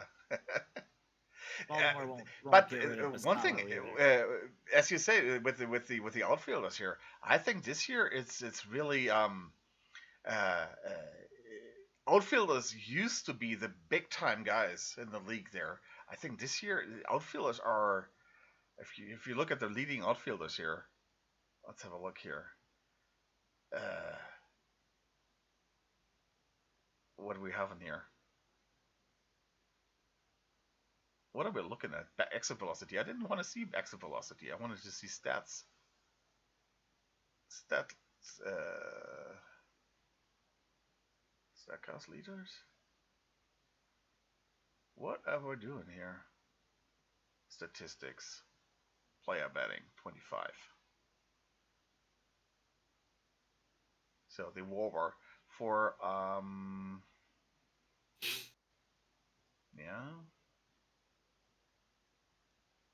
betters.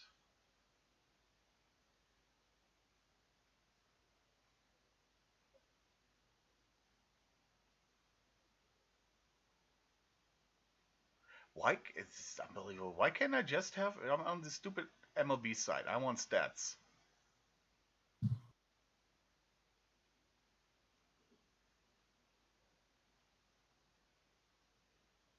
Let's go to baseball reference. God damn it. I hate this site. This MLB site is really bad.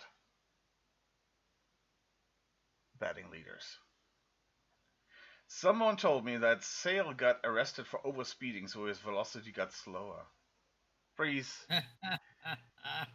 Your jokes.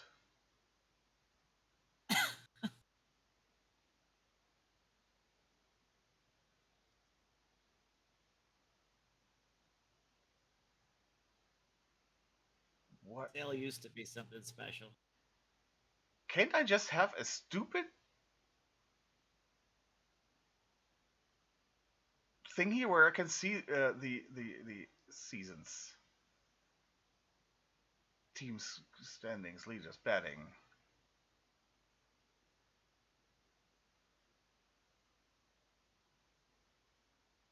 Value? No, that's It used to be so easy to just put get on stats and you would see the stats. Now you have to know what kind of bullshit batting you want. Standard Because batting. baseball's become a nerd. Yeah, there you go. Finally we got it. And no, this is team. I don't want team. I want players. Is that the possibility?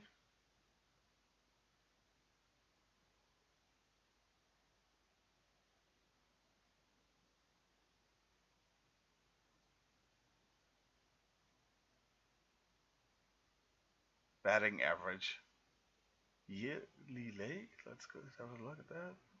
No. Oh, unbelievable.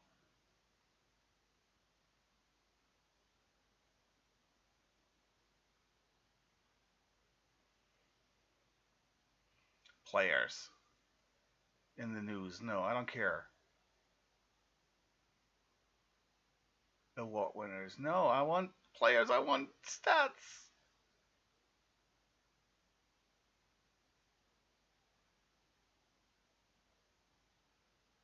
Batting leaders. So now I got the leaders. I don't care about that. Expand all leaderboards. Great. I don't want to see that. I want to see. I'm sorry about that. Advanced betting. That's a team again.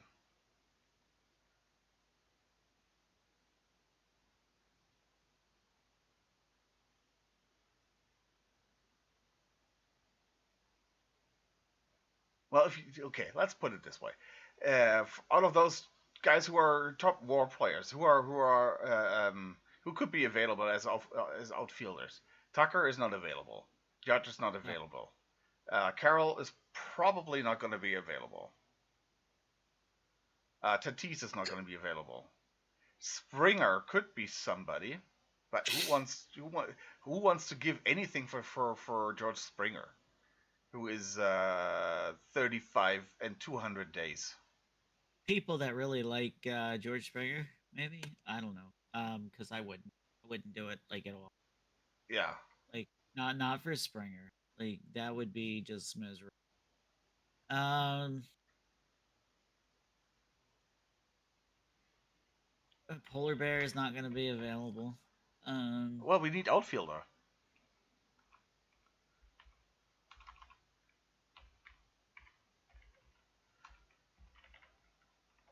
I who's got availability? I feel like Baltimore would be your best trade partner. I do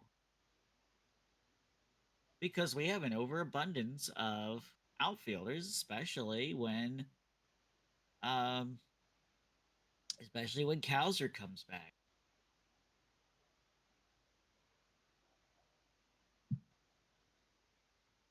So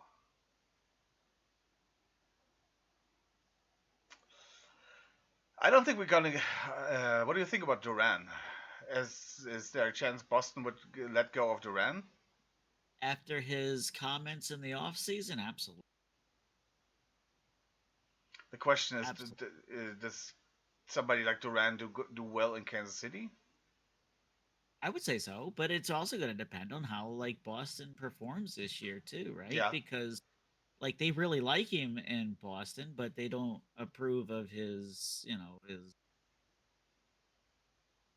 mouth sometimes, yeah, and and that's something it's that people in Kansas City do really do not like too. People with a big mouth there. And baffled what you're saying, give up Pasquantino. I'm all for it. I love Pasquatch. I think he's an awesome guy, and I think he's a good player when he's healthy. But we're gonna have a problem with where to play him when Cax comes up because he has to go when Cax comes up. Very simple.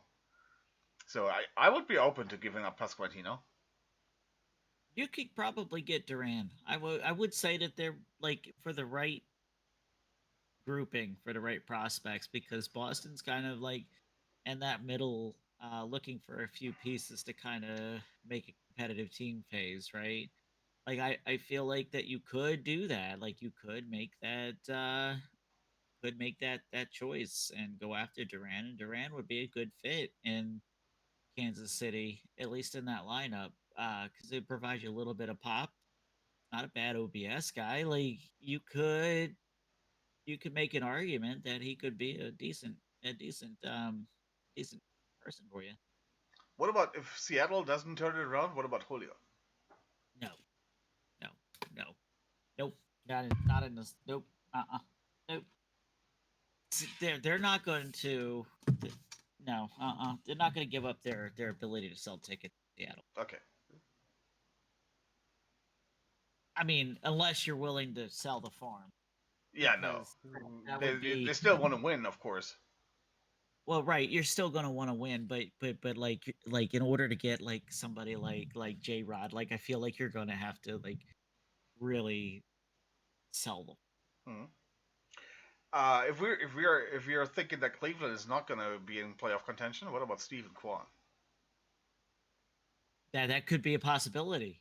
That could be a possibility, especially like we've seen the Guardians' inability to play decent baseball, and they can't seem to get anybody to come to the stadium. So maybe Quan could also be a fit. I think that he would be an expensive fit, like over like somebody like Duran, um, because like Quan right now, like you're talking like a 250 hitter in Duran, right, versus a 300 hitter in Quan, and I it would be you'd have to give up a lot. I feel for Quan, and I feel like he might be a little too pricey. I think, I mean, especially with Cleveland, Cleveland does not. What we do have is an overabundance of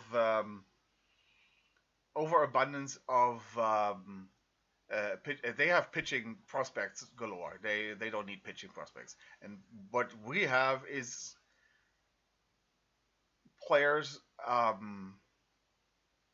that I mean, are. look, if you're willing to give up like your top three pitching prospects for Quan, like then maybe you could make it happen then. But Yeah, but for I example, what I said with the catching there, I don't think that Bo Naylor is the answer there in Cleveland.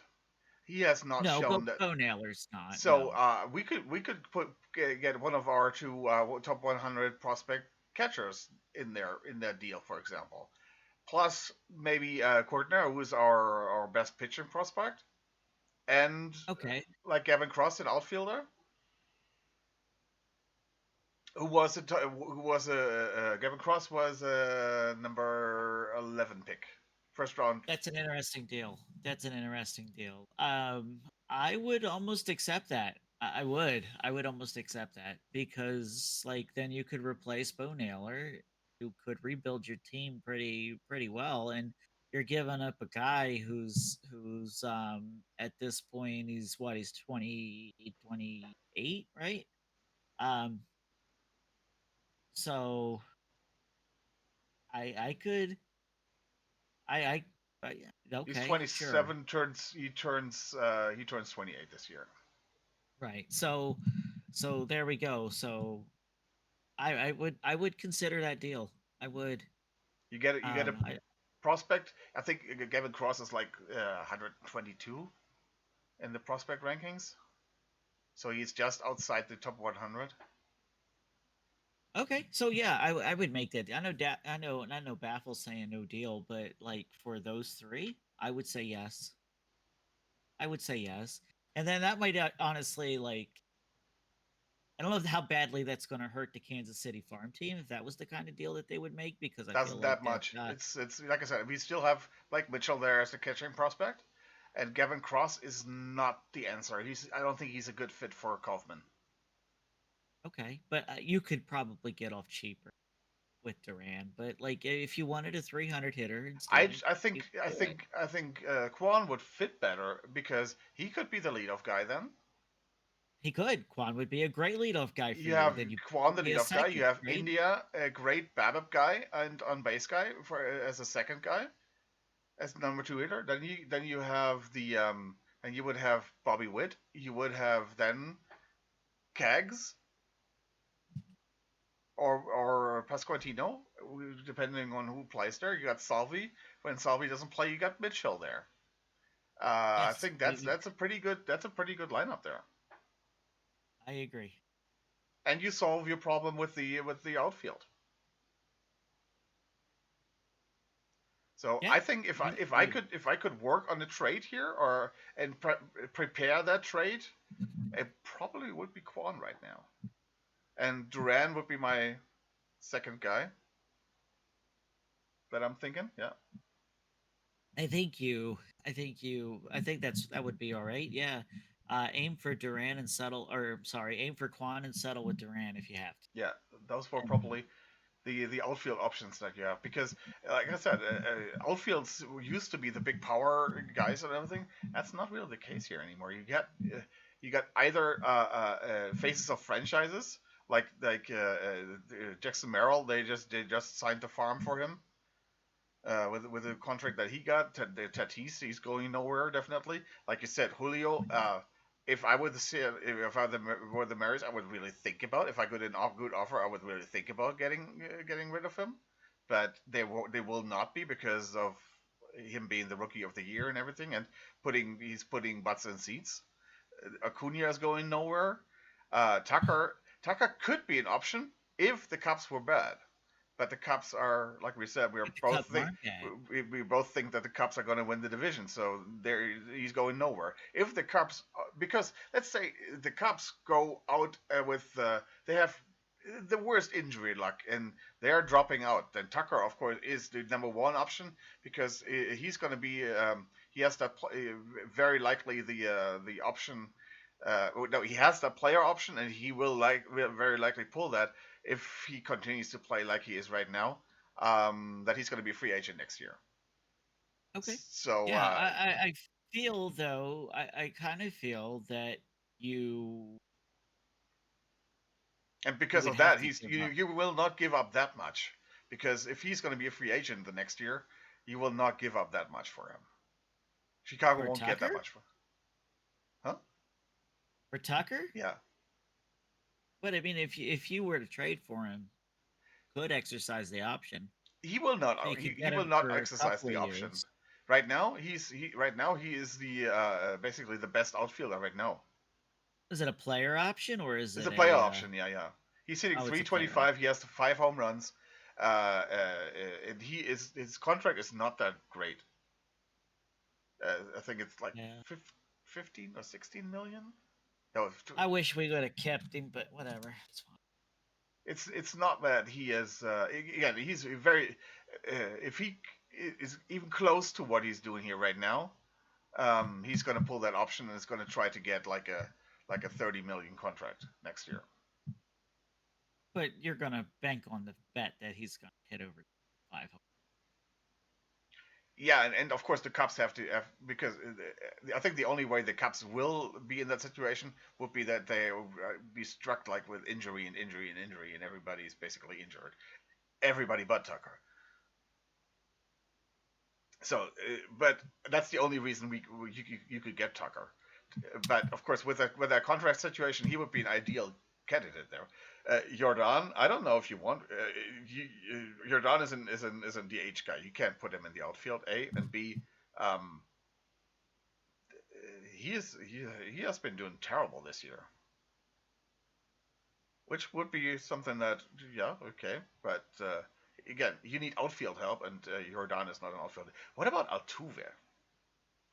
They're Um, never gonna get rid of Altuve, will they? I guess it depends on how bad they would that, right? But again, like Altuve is older at this point, right? Yeah, And you're still looking at a 300 guy, right? 200 hits, 240 hit. Like he's hitting can great hit. this year. Like he can hit. There's no doubt about it that Altuve can hit. But like I feel like, do you want to give up that much for somebody that you may only have for a few years? He would I only mean, be a rental definitely, uh, and he would only be a rental and would be a win now guy for this season. right. But it's going to depend, like I said, how bad Houston's going to be. And I believe that at the trade deadline, Houston will be definitely be a seller. Yeah, I don't think that there's really any way. but the problem is there's nobody that you would want to sell, would want to buy from Houston in the Right. outfield. I think so. That's true. That's true. So maybe you could get Altuve, Yeah. but you want to Baffle, play him in the middle of the infield. we Like, were already talking about your Angels, and we both love them. And pop stars, you were kind of like that they have an outside chance of winning the division I if think everything so. goes I right, and absolutely do. if health is there, they have a good chance of winning the division. I think so. I definitely do. Like I said, that Joe Adell's hitting the ball well. Trout looks like the Trout of old, but like, how long is Trout's degenerative back issue going to keep him on the field? Like, I mean, I hope he plays all year. Fun fact: Trout signed a ball for me at Sit Bank Park one day. He's a really nice guy. I'll only sign one autograph for each person. But like he's I like Trout. He's a local guy basically, right? He's from like less than 30 miles away from where I live now.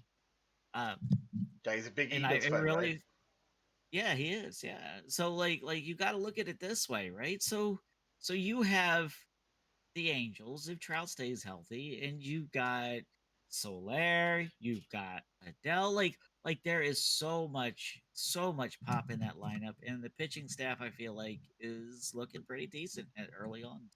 So, like, I mean, I'm pulling for the Angels. Like, let's go. Like let's make the Angels relevant again. Especially convincing win over All right. So the rest of the games, Guardians, White Sox, who cares?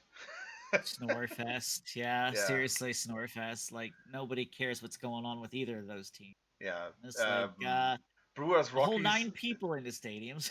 Yeah, that Brewers, was just Rockies. unbelievable. That just really if it wasn't the players on the field, it was at least the grounds crew were more. Right.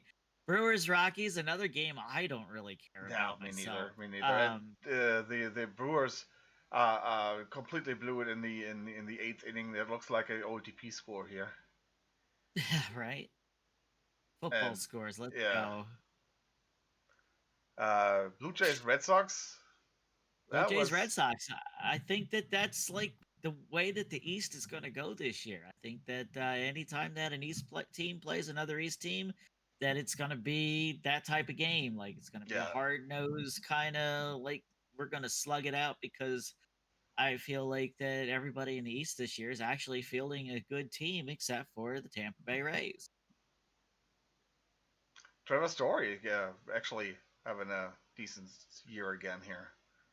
Imagine that after having so many bad ones for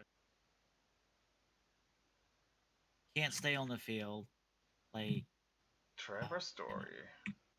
like he used to be so highly touted, and Yeah, in what happened? Colorado. Christian What Campbell did happened? not get a hit, but it got a walk again, so On still base, got on base getting on again. base. No, good average, good average. 44 bats in. Yeah, the OPS. I mean, he still has almost 600 slugging. I love it. I love it. Like let's go. Like 22 years old. Like you're brand new in the league, and you're showing people why everybody thinks that you're good. So like let's do it. Like I'm here for it. Even though he's in Boston. Yeah, yeah. I hate Boston, but I mean, I can just with like I said with Campbell, then Marcelo Myers coming, and Roman Anthony. That Yeah. is and that's maybe one other thing where you could get probably Duran there because Roman Anthony's coming. Yeah, definitely. Yeah, so there you go. There's your reason.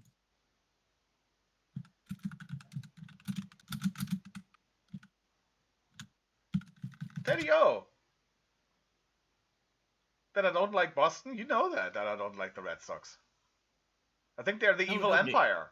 Everybody's talking about nobody the likes Yankees. it. What have the Yankees done this millennium? They won one.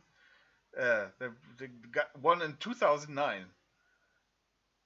Yeah, everybody hates the Yankees, everybody hates the Red Sox, but I'll take the Red Sox over the Yankees any day of the Really? week. I don't. I take the Yankees over the Red Sox. Nope, I will take the Red Sox over the Yankees just because I hate the Yankees that They much. are the evil empire. They have won. No, Baltimore, Baltimore here, we say that the Yankees are the evil empire. We don't like the Yankees. Yeah, but I mean, okay, the Red Sox. I mean, since 18, there's nothing there. Of course, okay, okay, but like from 2004 to 2018, they're the evil empire. They won four. There's no team that All has right, more. look, D Block, I got one name for you. It's Jeffrey Mayer, who screwed Baltimore out of the ALCS when he reached over the wall and took that ball away from Rhodes. Like, come on, got it? No, Okay, um, see, nope. maybe I'm I'm just too young with baseball history to The hell with the appreciate that. Yankees. To hell with the Yankees, Yeah, I yeah, say. of course, you're completely correct. I mean, I don't like the Yankees. It's not that I do like the Yankees, but it's like, yeah, the Red Sox. Uh, But oh, if Teddy, Teddy come is on. a Red Sox fan, he's wrong. So whatever, it's fine. We could agree on that. Um, Well, you got me there with the Chiefs said. You're completely right, Teddy. You got me there. But I was a Chiefs fan. Yeah, okay. You were a Red Sox fan before. You yeah.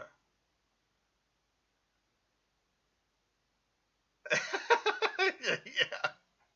well, that's You're funny. completely yeah. You're right, and you're right with the Chiefs here. But I love That's it. funny. That's funny though. That's a funny fact. I love that.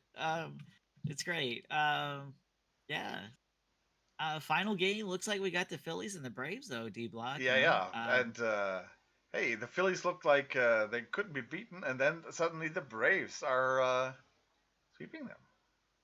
hey, with Ozuna with the walk off home run last night, like Yeah, exciting stuff. Like honestly, everybody was panicking in Braves land, and it seems like that they've really come around to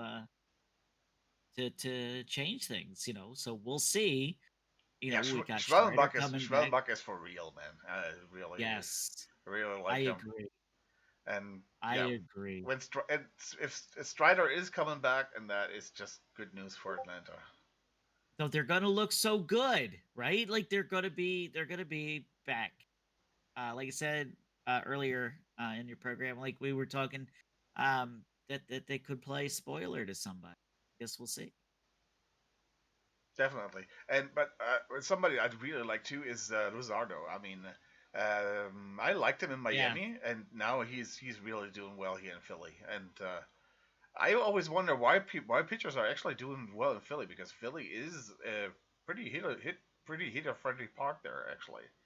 But Well, when you've got a team that scores as many runs as Philly, like you gonna have a good chance at winning. yeah, You know. winning. But I mean, the stats are still there for people there. Like they were for Wheeler. They were. I mean, you have people like come on, what's his name? Who went to Texas then? Oh god damn it! Yeah, it doesn't matter. Some older guys, like in history, that stadium is actually a hitter friendly park, and you always had good pitching there. Um, I don't know about that, but still, it's this team is fun to watch, man. Philly. We talked about Philly's a great they're team. old, Yeah. but they are fun to watch. They are And definitely fun. I love going in person and watching them. Said they're just right up the road. A lot of fun to watch. Like I said, older team. yeah, They're it's a they're win they're now team. fun Yeah, now. like we said, Yeah. yeah, it's a win now team. All right, good.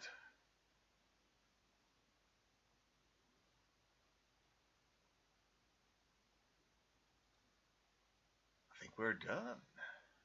All right then. I hope you had some fun, I did. It was a blast.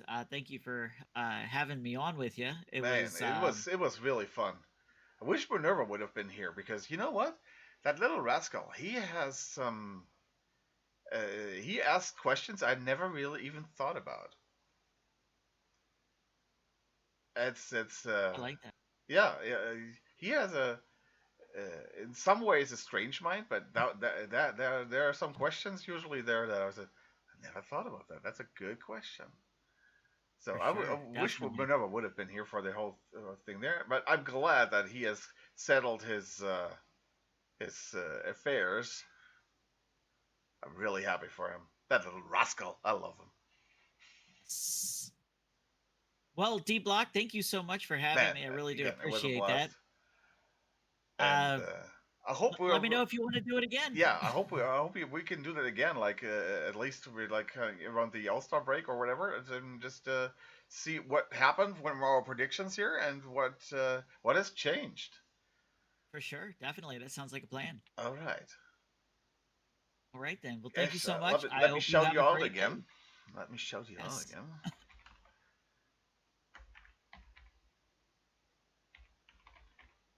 Is it pop stars or pop stars at TTV It's on the just line? pop stars. Uh, Okay, it's just pop stars. okay. There you go, guys. Follow pop stars. She is well, variety streamer, a lot of horror games, and the horror games are really fun because she's scared shitless. She he spelled it wrong too, so Pop it's stars? an S Oh yeah, instead of a that's C. completely wrong. I'm sorry. Gosh dang it. See, I need Minerva. Where's Minerva when I need him? Pop Imagine stars. that. There you go. Thanks, friend. All right. Once Minerva. again, that was a blast. I really enjoy talking baseball, and you make it fun. And you know, as always, Kansas City sucks. Baltimore is the Yeah, best. yeah, You yeah, know. yeah, yeah, yeah. When's the last time Baltimore won against Kansas City in the playoffs? Yeah, yeah, yeah. We'll talk about Never, that after the show. never. All right, ta 2 ta and for 0. now. All right, friend. See you Thank later. you so much. Bye bye. Bye.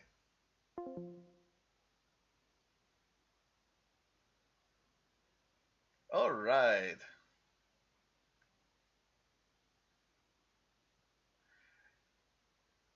I'm always wrong. Bethel, we said we want the Angels to be number one in the AL West. So we are wrong. We're wrong. Oh, guys, yeah, I had a blast. It was a really good talk. Hope you guys had fun too.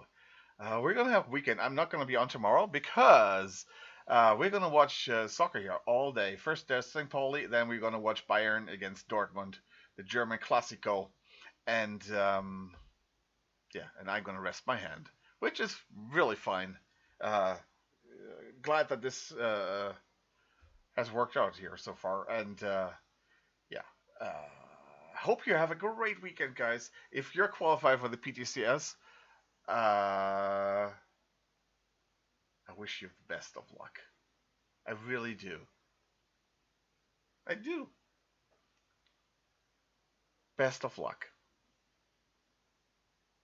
And it's going to be the first PTCS where you don't have to fear to run into one of my teams since 2023. All right. We're going to be back on Monday with Minerva again.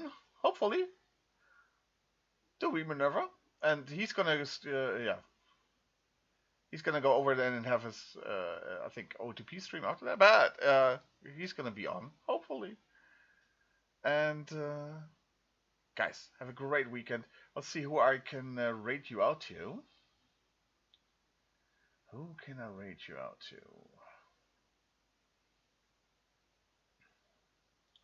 Bob Ross. Oh, that's.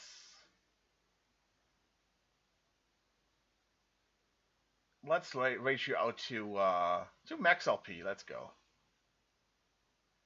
He's doing some PTCS teams and other stuff. Maybe he'll get you some drops if you need them. If not, maybe you'll have some fun with him. I like Max. Let's go.